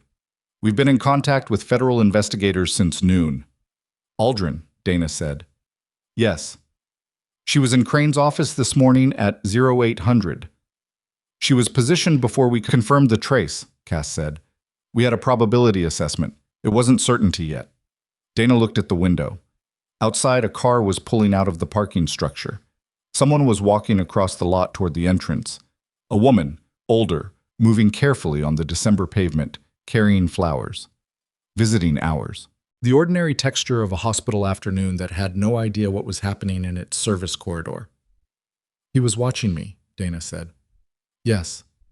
For how long? We don't know exactly, Cass said. The access attempt last night was the first hard evidence. But his positioning here, the timeline suggests it may have predated your arrival. Dana turned to look at him directly. He was here before me. By 8 years. She let that settle into its proper weight. 8 years. Bryce Haddon had been at Hargrove for 11 years. She had been here for 3. The arithmetic was simple, and its implications were not. He didn't know who I was when I took this job, she said. It was not quite a question. We believe he identified you approximately 6 months after your arrival, Cast said. Based on the scar, cross-referencing against a description in the documents that survived the facility's destruction. The scar. The thing that every person at Hargrove Regional had stared at and assessed and decided meant weakness or damage or diminished value. The thing Sylvia Crane had gestured at with her fingers at 9:30 p.m. in a trauma bay and turned into a federal compliance incident. The scar had been in a document in a facility that had been destroyed and not completely destroyed, and Bryce Haddon had been reading it. "What do you need from me?" Dana said. "Nothing you haven't already done," Cass said. "You activated last night. The signal triggered a monitoring protocol that included the database watch. If you hadn't activated, we wouldn't have been watching when he attempted access." "He attempted access because the helicopter woke him up," Dana said. "We believe so. The access attempt came 4 hours after the helicopter landed." Dana was quiet for a moment. She was mapping it. The sequence of the previous night laid over this new information, every event retiming itself against a different understanding of what had been in the room. Bryce at the nursing station when the EMS call came in. Bryce in the doorway of Bay 1. Bryce at the coffee machine. Bryce watching her reaction to the HR liaison. Bryce in the break room at 1:07 a.m. She had attributed all of it to the version of Bryce she knew, the territorial, low-grade hostile colleague who had never liked her for reasons she had assumed were professional and personal and specific to the particular dynamics of a hospital floor. Some of it had probably still been that. Humans were rarely only one thing. "He's on shift right now," she said. "Yes." "And federal investigators are in the building," Cass said. "Have been since 1400 hours. They're not moving yet. They need 2 things before they can act: confirmation of a second access attempt or confirmation of intent from a communication intercept, and they're 30 minutes from having one or the other." Dana looked at her watch, 3:52 p.m. "You need me to keep working," she said. "I need you to know what's happening in your building," Cast said. "What you do with it is your decision." He said it the way he would have said it 7 years ago in a briefing, which was the only register he had for it: direct, complete, and genuinely leaving the decision where he said it was. "Go back to your shift," he said. "Let it run." Dana walked back to the ER. Room 11, where she had left the teenager with the suspected fracture, had resolved while she was gone. Imaging confirmed a non-displaced distal radius fracture. The orthopedic resident had been called, and Petra had managed the handoff cleanly. Dana checked the chart, confirmed the plan, and moved to her next patient without breaking stride. The ER floor in the late afternoon had a different rhythm from morning. The post-lunch intake surge was tapering, the pre-dinner wave not yet arrived, a relative trough in the daily tide that experienced staff used for restocking and documentation catch-up. The ambient tension was lower. The conversations at the nursing station were marginally less clipped. Bryce was at the far end of the station, working through a stack of charts with the systematic efficiency that was one of his genuinely good professional qualities. He was thorough. He documented well. He had been, for 11 years, a competent charge nurse by any metric that a performance review would capture. He looked up when Dana came back to the station. He looked at her the way he always looked at her. The slight elevation of the chin, the crossed arms readiness, the assessment behind the eyes that she had spent 3 years categorizing as territorial hostility. She looked at it differently now. He was reading her. He had probably been reading her for 2.5 years. From the day whatever document had described a scar matching hers, and a set of operational parameters that allowed him to identify her had been processed by whoever was running him. He had been in the same room as her for 2.5 years, maintaining his cover, watching to see if she'd been activated or compromised, or if she'd simply taken her discharge and buried her operational history and become exactly what she appeared to be. And last night the helicopter had come, and he had understood that the calculation had changed. Dana pulled a chart from the rack and opened it. Bryce looked back at his own work. Neither of them said anything. The department ran around them. Calls, footsteps, the rolling of equipment carts, the voices of patients and families in the bay curtains. the ordinary ongoing machinery of it. At 4:17, Bryce's phone buzzed on the station desk. He picked it up, read something, and his hands went very still for approximately 1 second. A single second of complete physical stillness that Dana caught from her peripheral vision and filed precisely. He put the phone down. He pulled a chart from the rack and walked toward the back corridor. Dana waited 15 seconds. She sent a text to a number Tech had given her that morning in the SUV, which she had stored and not used until now. 2 words. He moved. The response came in 4 seconds. Stay put. She stayed put. She documented for the next 8 minutes with the surface concentration of someone doing their job and the underlying awareness of someone tracking movement in a space they knew well. Who was where? What had shifted? The small changes in the department's ambient pattern that indicated something was adjusting. At 4:26, 2 people she did not recognize entered the ER through the ambulance bay door. They were not in uniform. They were not in tactical gear. They wore the specific kind of unremarkable clothing that was designed to read as hospital staff or administrative personnel at casual observation distance. Dark slacks, plain jackets, ID badges. She would not be able to read from this distance that were real enough in construction to pass a quick visual check. They separated immediately. One moved toward the nursing station from the east approach. One took the corridor toward the back of the department. Dana did not watch them. She documented. The chart she was documenting was a completed chart. She had already entered everything relevant 20 minutes ago. She was reading her own notes without reading them, her eyes on the page and her attention on the periphery. 4 minutes passed. Then she heard Bryce's voice from the back corridor. Elevated, not quite shouting, the specific register of someone who had understood a situation and was responding to it badly. 2 words she couldn't make out over the department noise. Then silence. Then Patricia Ulm appeared in the corridor doorway, her face doing something complicated, and looked at Dana. Dana set down the chart. She walked to the corridor. Bryce Haddon was standing with his back against the corridor wall, both hands visible. The expression on his face. The expression of a man who had made several consecutive decisions that had led him somewhere he had not predicted and was in the process of accepting that the next several hours were going to be significantly worse than the previous 24. The 2 investigators, she understood now that was what they were positioned at the corridor's 2 access points. Not aggressively, but conclusively. A third person Dana hadn't seen enter the building was speaking to Bryce in a low, even voice. Federal identification in hand, held open, the practiced delivery of someone who had done this enough times that the mechanics of it no longer required conscious management. Bryce was not looking at the investigator. He was looking at Dana. She had expected many expressions on a person's face in this situation. Anger, calculation, the particular blankness of someone retreating into whatever they'd been trained to do when a cover collapsed. What she had not expected was the specific exhaustion that was on Bryce Haddon's face right now. Not defeat exactly. Something older.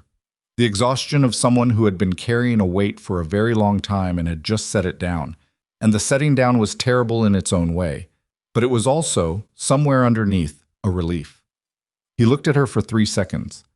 "How long did you know?" he said. "This afternoon," she said. He nodded once. Not surprised, just confirmation of a timeline he'd probably already worked out. "I wasn't going to, he started.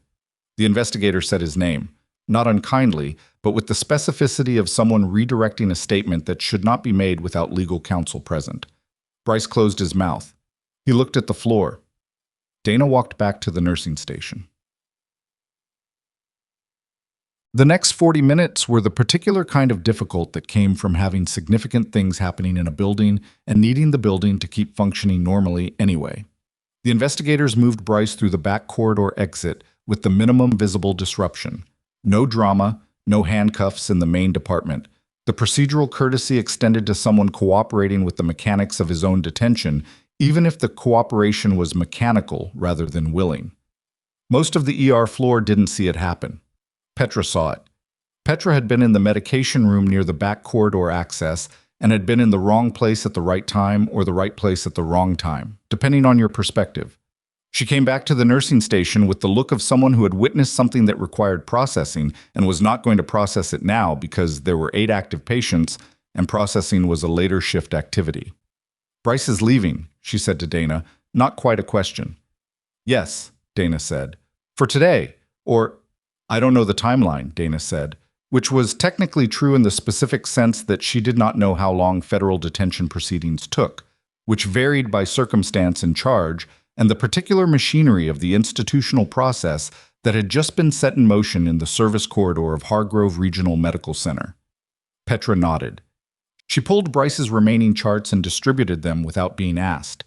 The department absorbed the absence. That was what departments did. They absorbed absences because they had to, because the work didn't stop for personnel changes any more than it stopped for administrative drama or helicopter landings, or the revelation that a colleague of 11 years had been operating under a parallel identity that had nothing to do with the charge nurse role he had performed competently and completely for over a decade. The work continued. Dana continued it. At 5:40, Tech called for the second time. He's in federal custody, Tech said. Processing started at 16:40. He lawyered up fast, which means he knows the system, which we expected. What was the second access attempt? Dana said. She was in the stairwell. The concrete absorbed sound well, and the stairwell was empty. He didn't make a second attempt, Tech said. He sent a message. Encrypted application, prepaid routing. The intercept team caught it at 16:19. To who? That's the part that's still unfolding, Tech said. The message was received. The recipient is identified. The recipient is not in Caldwell City. Dana absorbed the implication of that without voicing it. One person in a hospital was not a network. One person in a hospital with a recipient in another location was the visible end of something longer. Voss is going to want to talk to you tomorrow, Tech said. I'm on shift tomorrow. Evening. Fine. A pause. How are you? The question landed differently from Tech than it would have from most people, because Tech had a specific history of asking it and meaning it precisely and not meaning it as small talk. I'm working, Dana said. That's not an answer. It's the true one, she said. I'm okay. The day was long. The day was significant, Tech said. That's different. She leaned against the stairwell wall. The concrete was cold through the scrub material. From 2 floors below came the filtered sounds of the department, muffled, distant, the ongoing pulse of it. He was in the same building as me for 2.5 years, she said. I know. I attributed everything he did to being an unpleasant colleague. Some of it probably was, Tech said. People aren't simple. He was probably an unpleasant colleague and a surveillance asset at the same time. Doesn't have to be one or the other. That's not particularly comforting. No, he agreed. It isn't. She was quiet for a moment. The 18 months, she said. The consultant role. What about it? I'm still thinking about it. Okay. I'll tell Voss tomorrow. She went back to the floor. Boab. At 6:15, Sylvia Crane came down to the ER. Not with the administrative purpose of the previous night. Not the swept-back posture of a CEO conducting oversight. Not the contained velocity of someone who had a phone to make a call and authority to deploy. She came through the corridor door and stood at the edge of the department with the look of someone who had spent the day receiving information that rearranged the furniture of a situation she had thought she understood. She found Dana at the nursing station. I was told about Mr. Haddon, she said. Okay, Dana said. I was also told... She stopped. Assembled something. I was told by Director Aldrin that the situation in my hospital is more complicated than the personnel complaint I initiated last night. Yes, Dana said, and that my complaint, inadvertently, may have contributed to surfacing it. The activation was my decision, Dana said. The complaint was the context, but the decision was mine. Crane looked at her with the expression she had been developing all day, the one that was not yet resolved, the CEO's composure working to contain a more complicated interior assessment. Was he dangerous? Crane said. To the patients, to the staff. Dana thought about this honestly, the way it deserved to be thought about. Not in the way you mean. He was operational. His patient care record is probably clean. It's his cover. He would maintain it. But the people he's connected to... She paused. That's a different question. Crane took that in. The patients last night, Feist, the Reyes girl. Their care was not compromised, Dana said. He was present in Bay 1. He was obstructive in the way he's been obstructive with me for 3 years, which is its own category.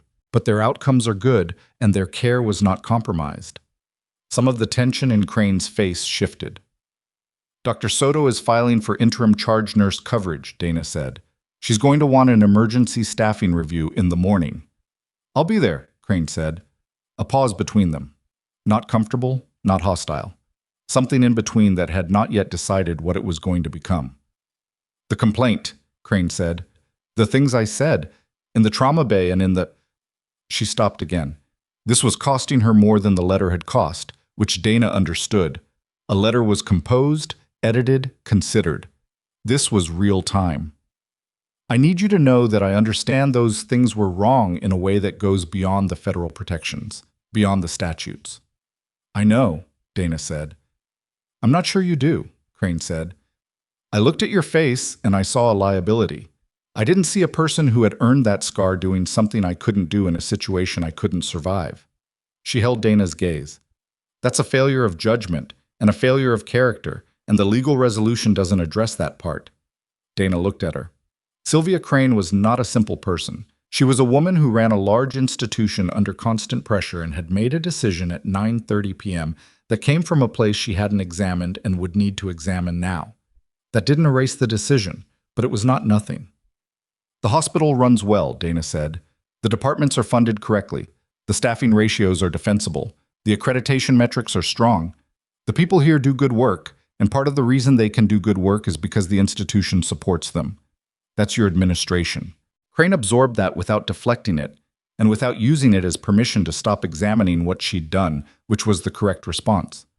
Thank you, she said. It was small and specific and meant precisely what it said. She left. Dana turned back to the station.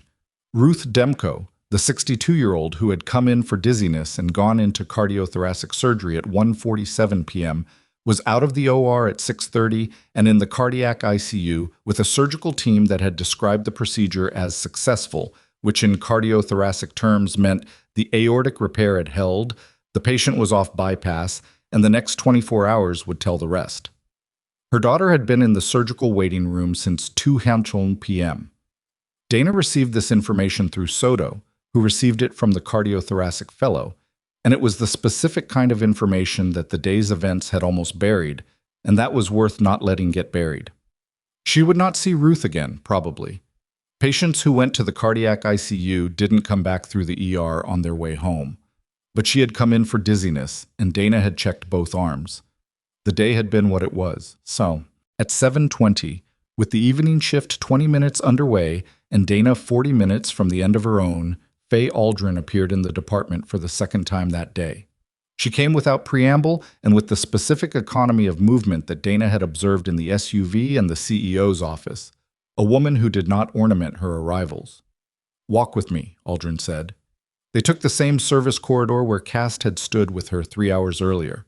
The window at the end was dark now, the December night coming early, the parking structure lit in orange-white, and the lot beyond it scattered with the cars of evening visitors. "Haddon is talking," Aldrin said. Dana waited. "Partially," Aldrin said, "strategically, the way people talk when they're trying to limit the blast radius to themselves." She paused. He confirmed the 6-month identification timeline. He confirmed the document source.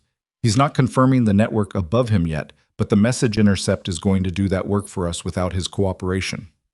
"How many people?" Dana said. "The network?" Aldrin looked at the window. "More than we hoped, fewer than we feared. The honest answer is we don't have the full picture yet." She turned. "Your activation last night was the thread that pulled this open. We had probability assessments and access flag monitoring for 18 months, but we didn't have a pull point. Your signal gave us the pull point."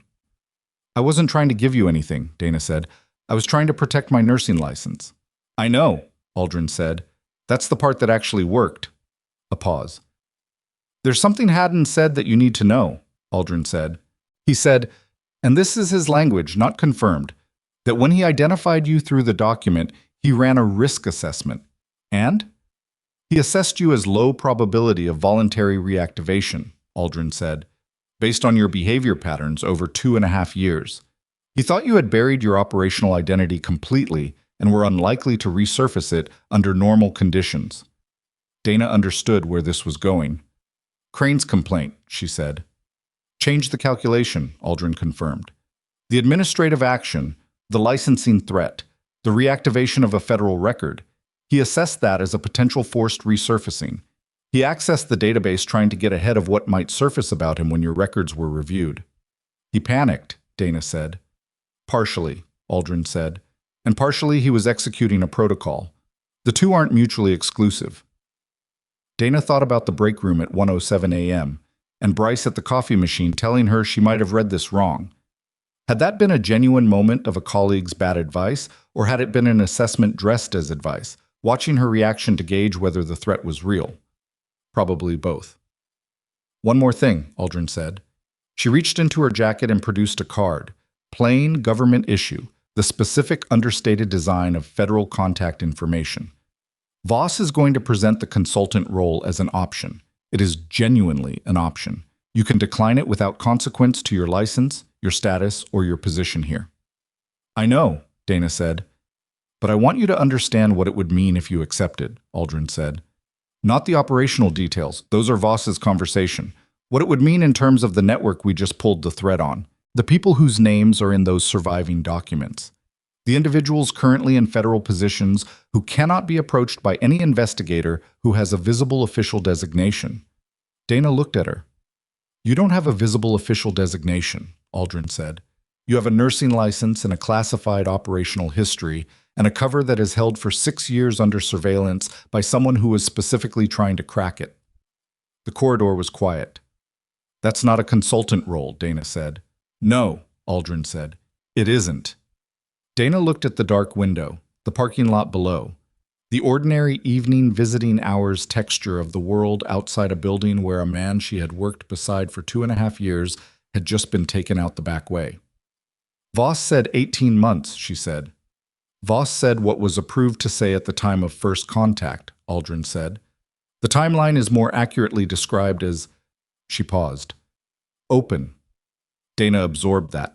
She thought about Ruth Demko's hands on the gurney railing. Not gripping, just anchored. She thought about Addie Reyes at 22 with cyanotic lips and a trachea beginning to deviate.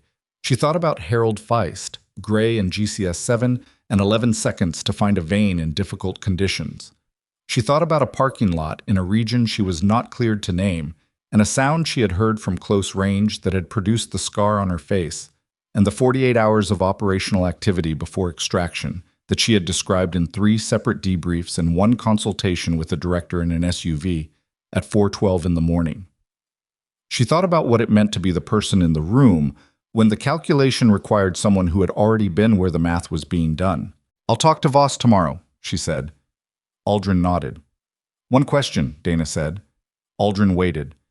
The names in the surviving documents, Dana said. The 4 federal officials. Are any of them in a position to interfere with what happens to Haddon's network before the investigation can complete? Aldrin was quiet for exactly the length of time that indicated the answer was yes, and that she was deciding how much of yes to confirm. That's why the timeline is open, Aldrin said. Dana looked at her steadily. And why, Aldrin continued, as of approximately 40 minutes ago, one of those 4 individuals filed an emergency legal motion to suppress the database access intercept and the Haddon detention, citing a classified program that they claim gives them authority to direct the assets Haddon was running. The corridor was very still. They have that authority? Dana said. They're claiming they have that authority, Aldrin said. Whether the claim holds is something a federal judge is going to look at in, she checked her watch, approximately 90 minutes. And if it holds, Dana said. Aldrin looked at her with the expression of someone delivering the last piece of information in a sequence that had been building toward it. Then Haddon walks, she said, and every piece of evidence connected to last night's operation becomes legally inaccessible, and the network resets. The silence in the corridor lasted 3 seconds. Then Dana's pager went off. She looked at it automatically. The ER number, Bay 3, the code that meant incoming critical. She looked up at Aldrin. I have a patient, she said. She walked back to the floor. And in the nursing station, visible through the open corridor door, Petra was on the phone at the charge desk with the look on her face that meant the incoming critical was not a standard presentation. The look that meant something was about to happen that would require everything the department had. Dana broke into a run. Petra was off the phone by the time Dana cleared the corridor door, which meant the call had been short, which meant either the information was simple or the situation was too compressed for details. Bay 3, Petra said. EMS is 2 minutes out. 47-year-old male, found unresponsive in a vehicle in the hospital parking structure. Security found him. He has federal ID on him. Dana stopped moving for exactly 1 second. Federal ID? She said. Gordon Prawl called it in. He's with the patient now. EMS took the call, but they're coming from the North Station. They're not here yet. Dana was already moving to Bay 3. The bay was prepped from the previous shift's last turnover. Clean linen, stocked cart, crash equipment in position. She pulled gloves and did her pre-check in the 12 seconds before the ambulance bay doors opened, and Gordon Prawl came through them moving faster than a 61-year-old security supervisor with a bad left knee typically moved, and behind him 2 paramedics with a gurney and a patient who was not moving. The patient was a man she had never seen before.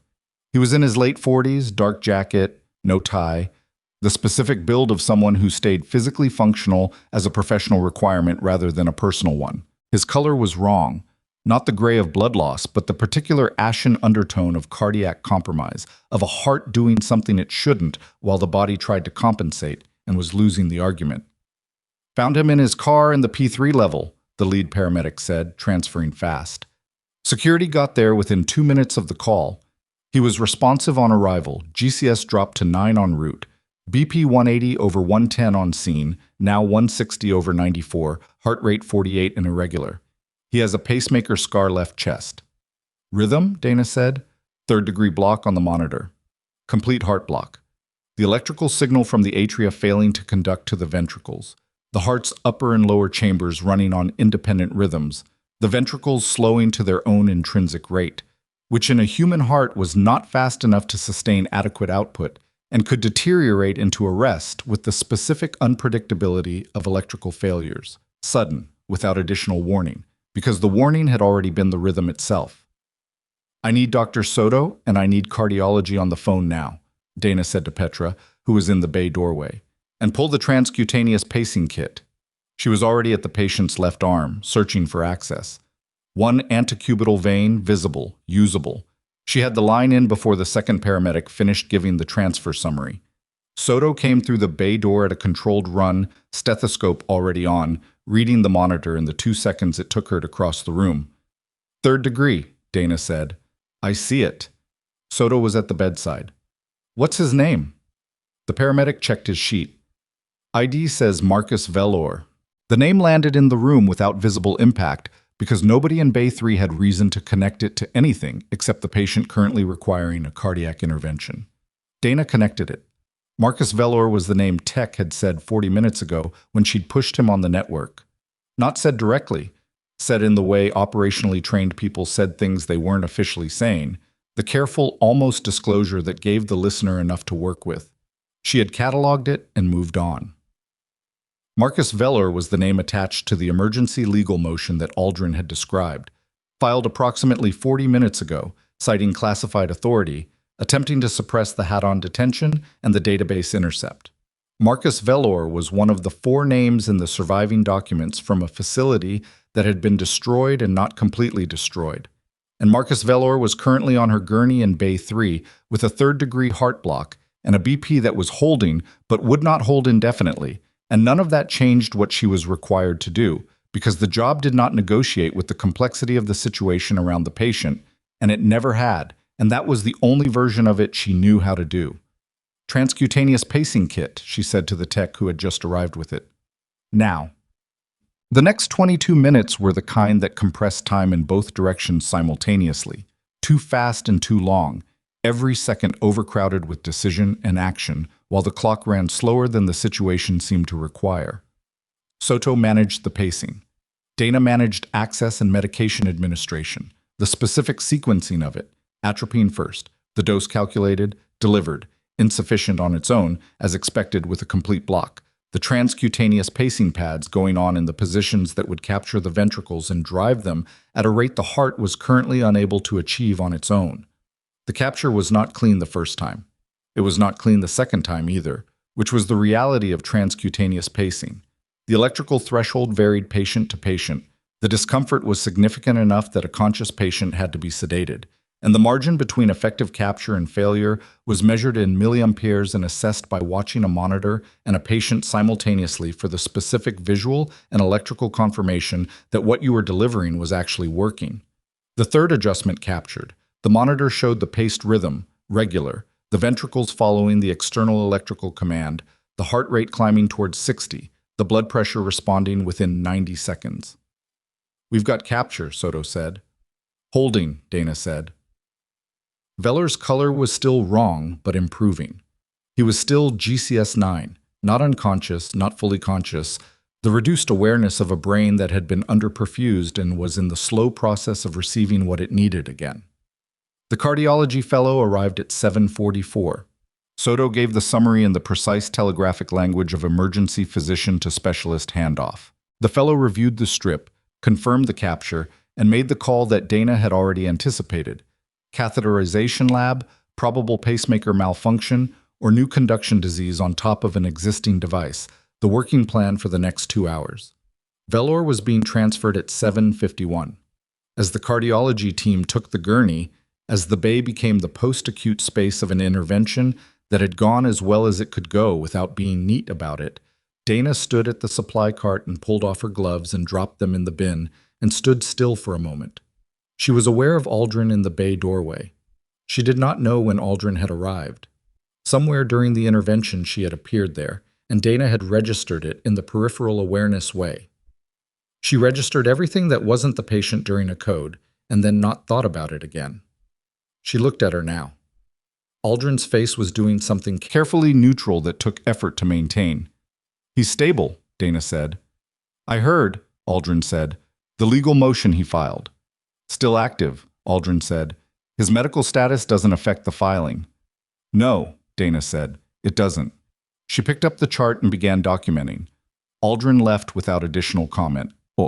The shift ended at 8 p.m. Dana stayed until 8:40, finishing documentation, completing the Bay 3 chart with the specific thoroughness that cases with potential legal complexity required. Every timestamp, every clinical decision, every order and response and vital sign reading, the narrative of the intervention, constructed in the precise language that would be read by people whose understanding of what happened would depend entirely on what was written here. She did it well. She did it because it mattered, and because the patient mattered, and because Marcus Velor, whatever he was and whatever he had done, and whatever legal motions he had filed from a parking structure where he then had a cardiac event, was a patient who had received standard of care in Bay 3, and the chart was going to reflect that without qualification. When she finished, she sat in the break room with a cup of coffee that had gone cold while she was documenting and drank it cold because the temperature didn't matter. Petra came in at 8:35. She sat down across from Dana with the look of someone who had spent the day accumulating questions and had reached the point of no longer being able to carry them all without setting some of them down. "Are you okay?" Petra said. "Yeah," Dana said. "That's the second time today you've said that without it fully landing as true." Dana looked at her. Petra was 28 and had been at Hargrove for 3 years and had grown into a very competent emergency nurse with a specific kind of perceptiveness that came from paying attention to people under pressure for long enough that you learned to read the gap between what they said and what their body was doing. "I'm tired," Dana said. "It was a long day." "Bryce," Petra said, not finishing it, just placing it in the room. "Yes." "I've worked with him for 3 years," Petra said. "I thought I knew what kind of person he was. The territorial thing, the stuff he did with the shift assignments. I thought that was all of it." "It probably was most of it," Dana said. "People don't have to be one thing entirely." "That's a complicated way to think about someone who was—" Petra stopped. "I don't actually know what he was doing. I know something happened. I know investigators were here. I know he left in a way that didn't look like leaving for the day." "I can't tell you the details," Dana said. "I know." Petra looked at the table. "I just wanted to say, the things he did to you, the way he ran your schedule, the comments. I saw some of it and I didn't say anything." Dana was quiet. "I'm not asking you to forgive that," Petra said. "I'm just saying I saw it and I should have said something." "You weren't wrong to weigh it the way you did," Dana said. "He had seniority and institutional standing, and I'm not easy to read. You made a reasonable calculation." "I made a comfortable calculation," Petra said. "That's different." Dana drank the cold coffee. "You're going to be better for having said it," Dana said. "That's not nothing." Petra nodded. She sat with it for a moment, the way someone sat with something they needed to carry a little longer before they could set it down for good. Then she got up and left. Dana sat alone in the break room for 4 more minutes. She thought about what Aldrin had said in the corridor. The open timeline, the non-consultant role that had been called a consultant role for the purpose of the first conversation. She thought about Warren Tech's question on the phone, "How are you?" and the fact that she had answered it with, "I'm working," which was the truest thing she had said all day. She thought about the scar. 6 years of other people looking at it and deciding what it meant. The ones who looked away. The ones who looked too long. The ones who made it into a metaphor for damage, for limitation, for the diminished version of a person they had decided to see. Bryce cataloging it against a document description in a database he had accessed without authorization. Sylvia Crane pointing at it with a dismissive flick of the fingers in a trauma bay at 9:30 p.m. on a night that had turned into something neither of them could have predicted. It was a scar from a piece of debris in a region she wasn't cleared to name, sustained during an operation that didn't exist in any accessible file, while she was doing a thing that had kept 3 other people alive. It was not a metaphor. It was not a symbol. It was scar tissue, collagen fibers laid down in a specific pattern by her body's repair mechanism, durable and functional, doing exactly what it was supposed to do, which was close the wound and hold. She stood up. She rinsed her coffee cup and put it in the rack, and got her jacket from the locker, and left. The federal courthouse in Caldwell City's Civic Center was a 40-minute drive from Hargrove Regional, and Dana did not go there. She went home. She made dinner. Pasta. Nothing elaborate. The kind of meal that required enough attention to occupy her hands without demanding the portion of her brain she was using for other things. She ate at the kitchen table with the overhead light on and the blackout curtains closed, and she thought through the operational landscape the way she had been trained to think through it. Not emotionally, not avoidantly, but with the systematic assessment of a person who had learned that looking directly at difficult terrain was the only way to navigate it accurately. Marcus Velor was in the cardiac catheterization lab or in the cardiac ICU, depending on what they'd found. Bryce Haddon was in federal custody, talking strategically, his lawyer managing the blast radius. The emergency legal motion was in front of a federal judge.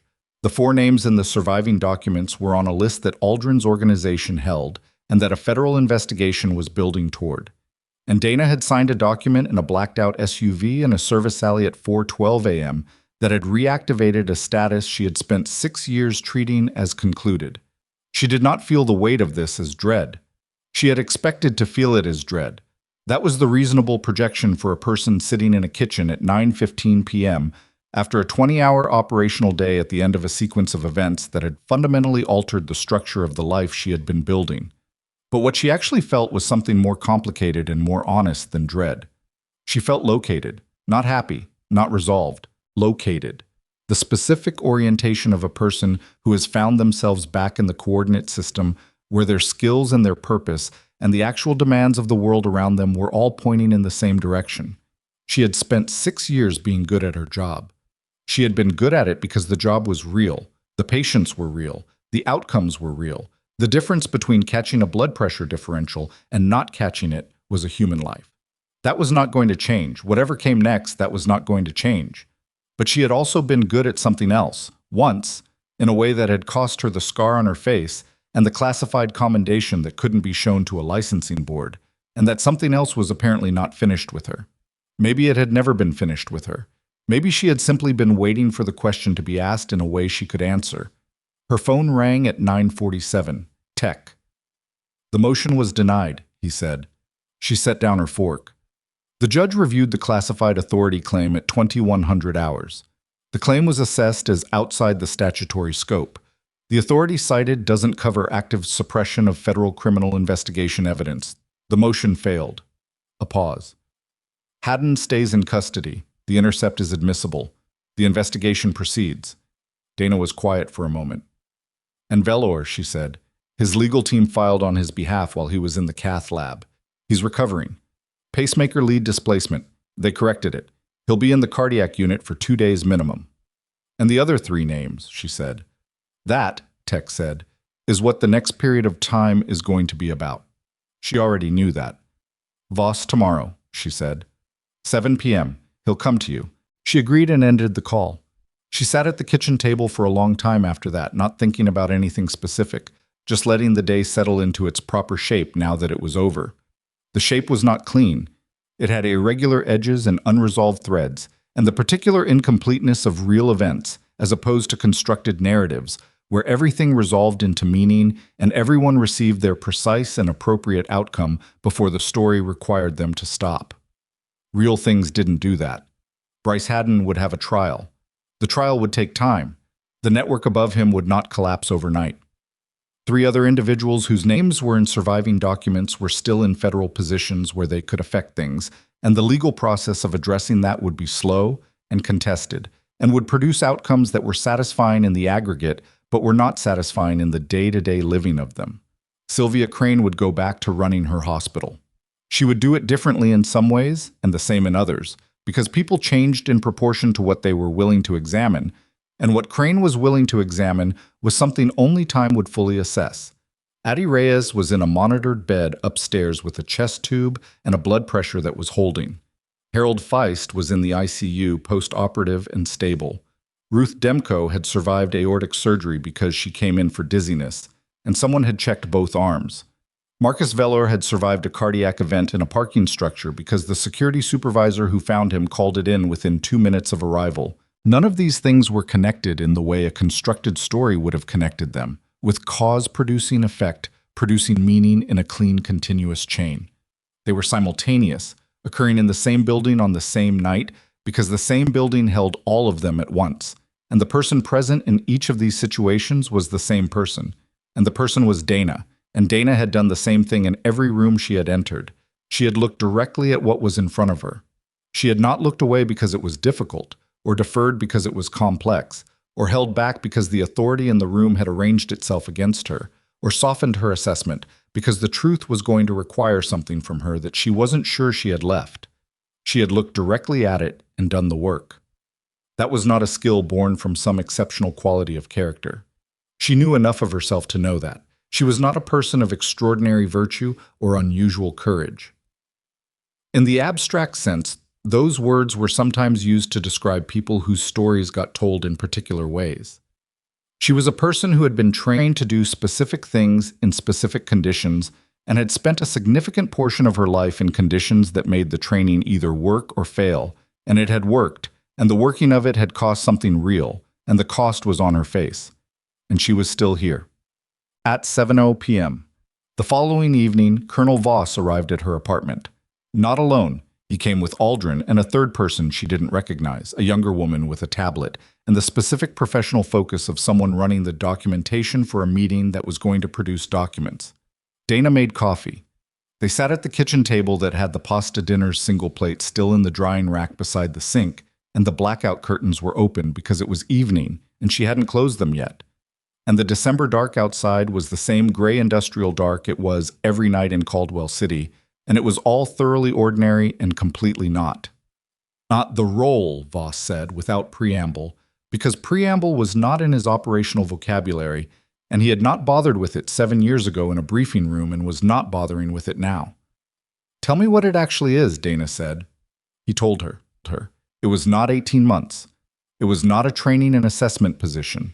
It was a 12 to 18-month deployment across multiple domestic and one international site, embedded in cover roles that would require exactly the professional skills she had been using at Hargrove Regional, because the environment she would be working in all had medical infrastructure, and the cover had to be functional rather than constructed. It was essentially what she already did, with a different set of stakes visible underneath it.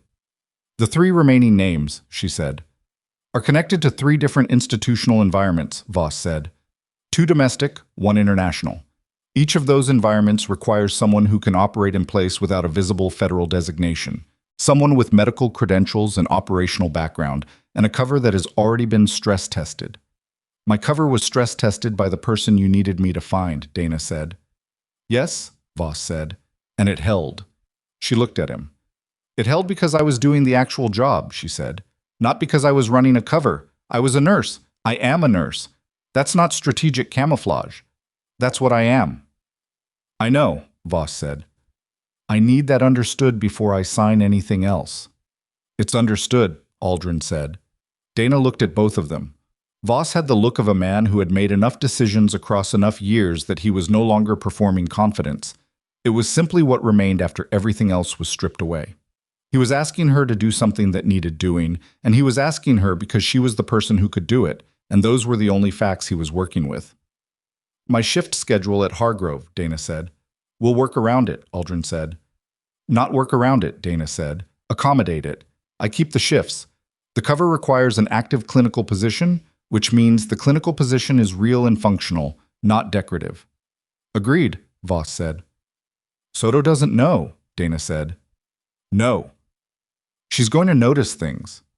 She always has, Voss said. She's filed 3 commendations on you. She's also never asked a question you didn't answer, which means she already understands that some questions don't get answers, and she's made her peace with that. Dana thought about Soto in the attending's office the morning after. What do you need from me? And the specific quality of that question, which was not a demand for explanation, but an offer of support extended in the full awareness that explanation was not going to be part of the exchange. She thought about Petra in the break room, naming the things she had done and the things she should have done differently, not asking for absolution but stating the truth about herself with the specific courage of someone who had decided that looking at the uncomfortable thing directly was better than maintaining the comfort of not looking.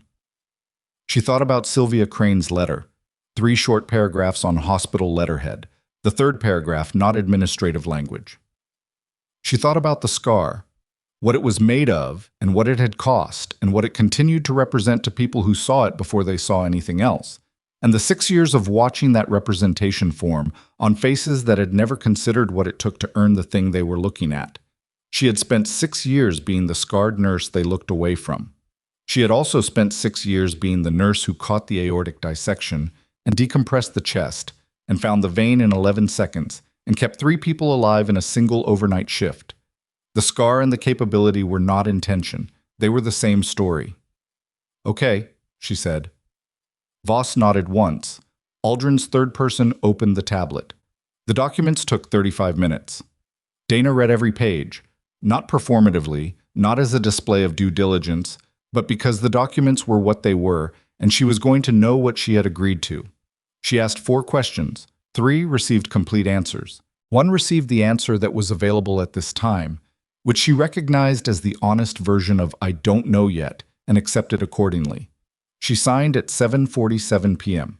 Voss stood to leave and then paused in the way he sometimes paused, which was the pause of a man who had something to say that was not official and was deciding whether the moment was right for it. That operation, he said, 6 years ago, the 48 hours before extraction. Yes, she said. The commendation you received, he said. You never asked about it, never inquired into what it was for or what weight it carried. I knew what it was for, she said. I was there. The 3 people you got out, he said, before the extraction, before we came for you. You made 2 additional trips back into a compromised environment to get 2 people who weren't on your extraction list. She had not talked about this in any debrief. She had answered every question she was asked, and no one had asked about those 2 trips because the people who would have asked were the people she'd brought out, and those people were not debriefing anyone. They were injured, she said. They weren't your operational responsibility, Voss said. They were injured, she said again. That made them my responsibility. Voss looked at her for a long moment. Yes, he said. That's why we came back for you. He left. Aldrin left. The 3rd person with this tablet left. Dana stood in her kitchen alone with the signed documents and the cold December window and the ordinary quiet of an apartment in a mid-sized industrial city where the winters lasted too long. She was 34 years old. She had a nursing license and a classified operational designation and a scar that ran from her temple to her jaw. And a shift at Hargrove Regional Medical Center, starting at 7 the following morning. She had been, for the last 30 hours, the most underestimated person in every room she entered. She had been, for the last 30 hours, the person every room needed. 3 weeks later, the first of the 4 federal names was formally charged. The charges were not announced in the way that political charges were sometimes announced, with press conferences and coordinated media, and the specific theater of institutional accountability making itself visible. They were filed quietly by a federal prosecutor in a district court in a document that became public record at 9 a.m. on a Wednesday in January. Dana read about it on her phone during the break room's 12 minutes of quiet at 10:47 a.m., between a suspected hip fracture in room 4 and a 4-year-old with a foreign body in his right nostril in room 6. She put the phone in her pocket. She went to room 6. The 4-year-old's name was Oscar, and he had, with the specific creativity of 4-year-olds who had been left briefly unsupervised, inserted a small plastic bead into his right nostril with enough force that it was lodged above the nasal floor and required the ENT resident to come down and address it with a curved hook tool that Oscar was not interested in cooperating with. Dana had a method for this. She had developed it over 3 years of ERs, and before that over 4 years of being around people of various ages and temperaments in high-stress situations, and learning that the gap between cooperation and refusal was usually the gap between feeling seen and not feeling seen. She crouched beside the bed. "Oscar," she said, "can I tell you something?" Oscar looked at her. His eyes went to the scar, the straightforward, unselfconscious look of a 4-year-old who hadn't learned yet to pretend he wasn't looking, and then back to her face. "What happened?" he said, pointing directly at it. "I got hurt," she said, "a long time ago, doing something important." "Does it hurt?" "Not anymore," she said. "Can I tell you the thing?" He considered this. "Okay. The thing the doctor needs to do is going to feel really weird," she said. "Weird like, you know when you drink something fizzy and it goes up your nose?" Oscar made a face. "Yeah. It's like that. Weird, not hurting, and it's going to be fast." "How fast?" "Faster than it takes to say your whole name." Oscar thought about this with the seriousness of a person evaluating a contractual claim. "Oscar James Whitfield," he said. "That's my whole name." "Ready?" she said. The ENT resident removed the bead in approximately the time it took Oscar to say Oscar James before stopping because the weird sensation had interrupted him. Then it was over. Oscar looked at the ceiling, then at his mother, then at Dana. "That was it?" he said. "That was it," she said. She stood. Her knees registered the crouch more than they used to, which was a thing she noticed and did not dramatize. She was 34. The knees had context. Oscar's mother, 31, exhausted in the specific way of parents of 4-year-olds, still wearing her work lanyard, had clearly come directly from somewhere, reached out and touched Dana's arm briefly. "Thank you," she said. "He was easy," Dana said. "He negotiated well." Oscar's mother laughed, a short, real laugh, the kind that came out of accumulated tension releasing without permission. Dana left them and went to room 4. Bryce Haddon's preliminary hearing was scheduled for March. The federal investigation of the network above him was ongoing in the way these investigations were ongoing, measured in months, not weeks, the careful assembly of a prosecutable case against individuals who had significant institutional resources and had spent years ensuring that no single piece of evidence was conclusive on its own. Sylvia Crane attended a mandatory board review in February regarding her complaint and its federal compliance implications. The review produced a formal censure, the first in her 9-year tenure, and a required training cycle in federal employment protection statutes. She completed the training. She returned to her administrative role. She did not comment publicly on the events of December 11th, and neither did Dana, and the hospital's official communications described the period as an administrative review that had been resolved. The ER floor knew what it knew. The ER floor kept working. Addie Reyes was discharged from Hargrove's monitored floor on December 16th, 5 days after Dana had put a 14-gauge needle into her chest wall at 11:54 p.m. on a Tuesday. She came back to the ER entrance on December 23rd, not as a patient, in street clothes, carrying a handwritten card that she left at the nursing station because Dana was in a bay when she arrived and Addie did not want to interrupt. The card said, "I don't know your name. The nurses said it was Mercer. I was told I was dying, and then I wasn't. Thank you for being in the room." Dana read it on her break. She put it in her locker. She went back to the floor. Harold Feist sent a card in January, signed also by his wife, with a photograph of himself standing in his kitchen with a coffee mug, looking like a man who was aware that standing in his kitchen with a coffee mug was a thing that had not been guaranteed for a period of time and was not taking it for granted. Dana put this in the locker also. Ruth Demko called the nursing station in February. She had been discharged from the cardiac unit in late December, spent 3 weeks in cardiac rehabilitation, and was calling, she said, because she wanted to thank the nurse who had checked both arms. Dana took the call. "I almost didn't come in," Ruth said. "I want you to know I understand what almost means now." "You came in," Dana said. "Your daughter was right." "She usually is," Ruth said. "I don't tell her that often enough." "Tell her," Dana said. A short pause. "Are you okay?" Ruth said. "That's a strange question. You don't know me." "I'm okay," Dana said. This time it landed as true. On a Thursday evening in late February, Dana was leaving the hospital when Petra caught her at the ambulance bay door. "Soto wants to talk to you," Petra said. "When you have a minute. Not urgent," she said, "but she wants to." "I'll go now," Dana said. Soto was in her attending's office with 2 charts open and a cup of tea that had gone cold. She looked up when Dana knocked. "Close the door," she said. Dana closed it. "Sit down." Dana sat. Soto looked at her for a moment with the expression she used when she was assembling something she'd been thinking about for a while and had decided it was time to put into words. "I recommended you for a departmental clinical leadership role," Soto said. "Interim charge effective March 1st, permanent if the board approves at the April review." Dana didn't say anything immediately. "Bryce's position needs filling," Soto said. "The interim people have been adequate. You're better than adequate, which is a thing you know and I know and everyone on this floor knows, and I'm tired of organizing our operations around the fact that other people in this building haven't been willing to say it out loud." "I have," Dana started. "Commitments," Soto said. "I know. Your schedule is irregular. You take leave at specific intervals for reasons you don't explain. I have noticed this for 3 years, and I have not asked about it, and I'm not asking about it now." She folded her hands on the desk. "The role accommodates scheduling complexity. I built that in specifically, because I want you in the role, and I know the role has to work for whatever else you're doing."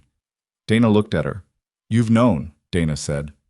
"I've known enough," Soto said. "Which is what I need to know." The room was quiet. "The 2 patients last December," Soto said. "The commendations I filed, the ones you didn't know about. I filed them because I watched you work, and I wanted someone above me to have it documented, in case someone ever looked." She paused. "In case someone ever needed the record to be clear." Dana understood what she was saying. Soto had been protecting her, not with knowledge, not with formal advocacy, but with documentation. The specific, quiet care of a person who understood that records mattered, and that the wrong narrative in the wrong file could do damage that no amount of performance afterward could fully correct. "Thank you," Dana said. "Don't thank me," Soto said. "Say yes." Dana looked at the cold tea on the desk, and the 2 open charts, and the framed photograph in the corner of the desk that she could see now properly. 2 children on a hiking trail, 8 and 11 maybe, squinting into the sun with the unguarded happiness of kids who had not yet learned to perform their emotions for photographs. "Yes," she said. Soto nodded, like she'd known. "March 1st, she said. "And Dana," she paused, the name landing differently than Nurse Mercer, landed with the specific weight of a person using the name they'd chosen to use. "Whatever you're doing when you're not here, do it knowing that this department functions better when you're in it. That's not sentiment, that's a clinical observation." Dana stood. She was 34 years old. She had a scar that ran from her temple to her jaw, and a classified operational designation, and a nursing license and a charge nurse appointment starting March 1st and 11, new missions that did not exist in any accessible file. She had also, in the last several weeks, received 3 cards from patients whose lives had continued past the moment they arrived in her department, because she had been in the room when they needed someone to be there. She had been dismissed and underestimated, and reassigned and filed against and watched and placed under institutional action and told by a person with authority that her face was a liability. She had also, in the same period of time, saved the lives she was there to save and activated a signal that unraveled a network that nobody else had found. In 18 months of looking for it, and signed documents that would put her in the rooms where 3 more people whose names were in surviving documents would eventually have to account for what they had done. She had done all of this quietly, without announcement, without performing the capability for the people who had decided the capability didn't exist. The ones who looked at the scar and saw the damage had never understood that the scar was not evidence of what had been done to her. It was evidence of what she had survived in order to still be standing here. And she was still standing here. The work was waiting. She went back to it.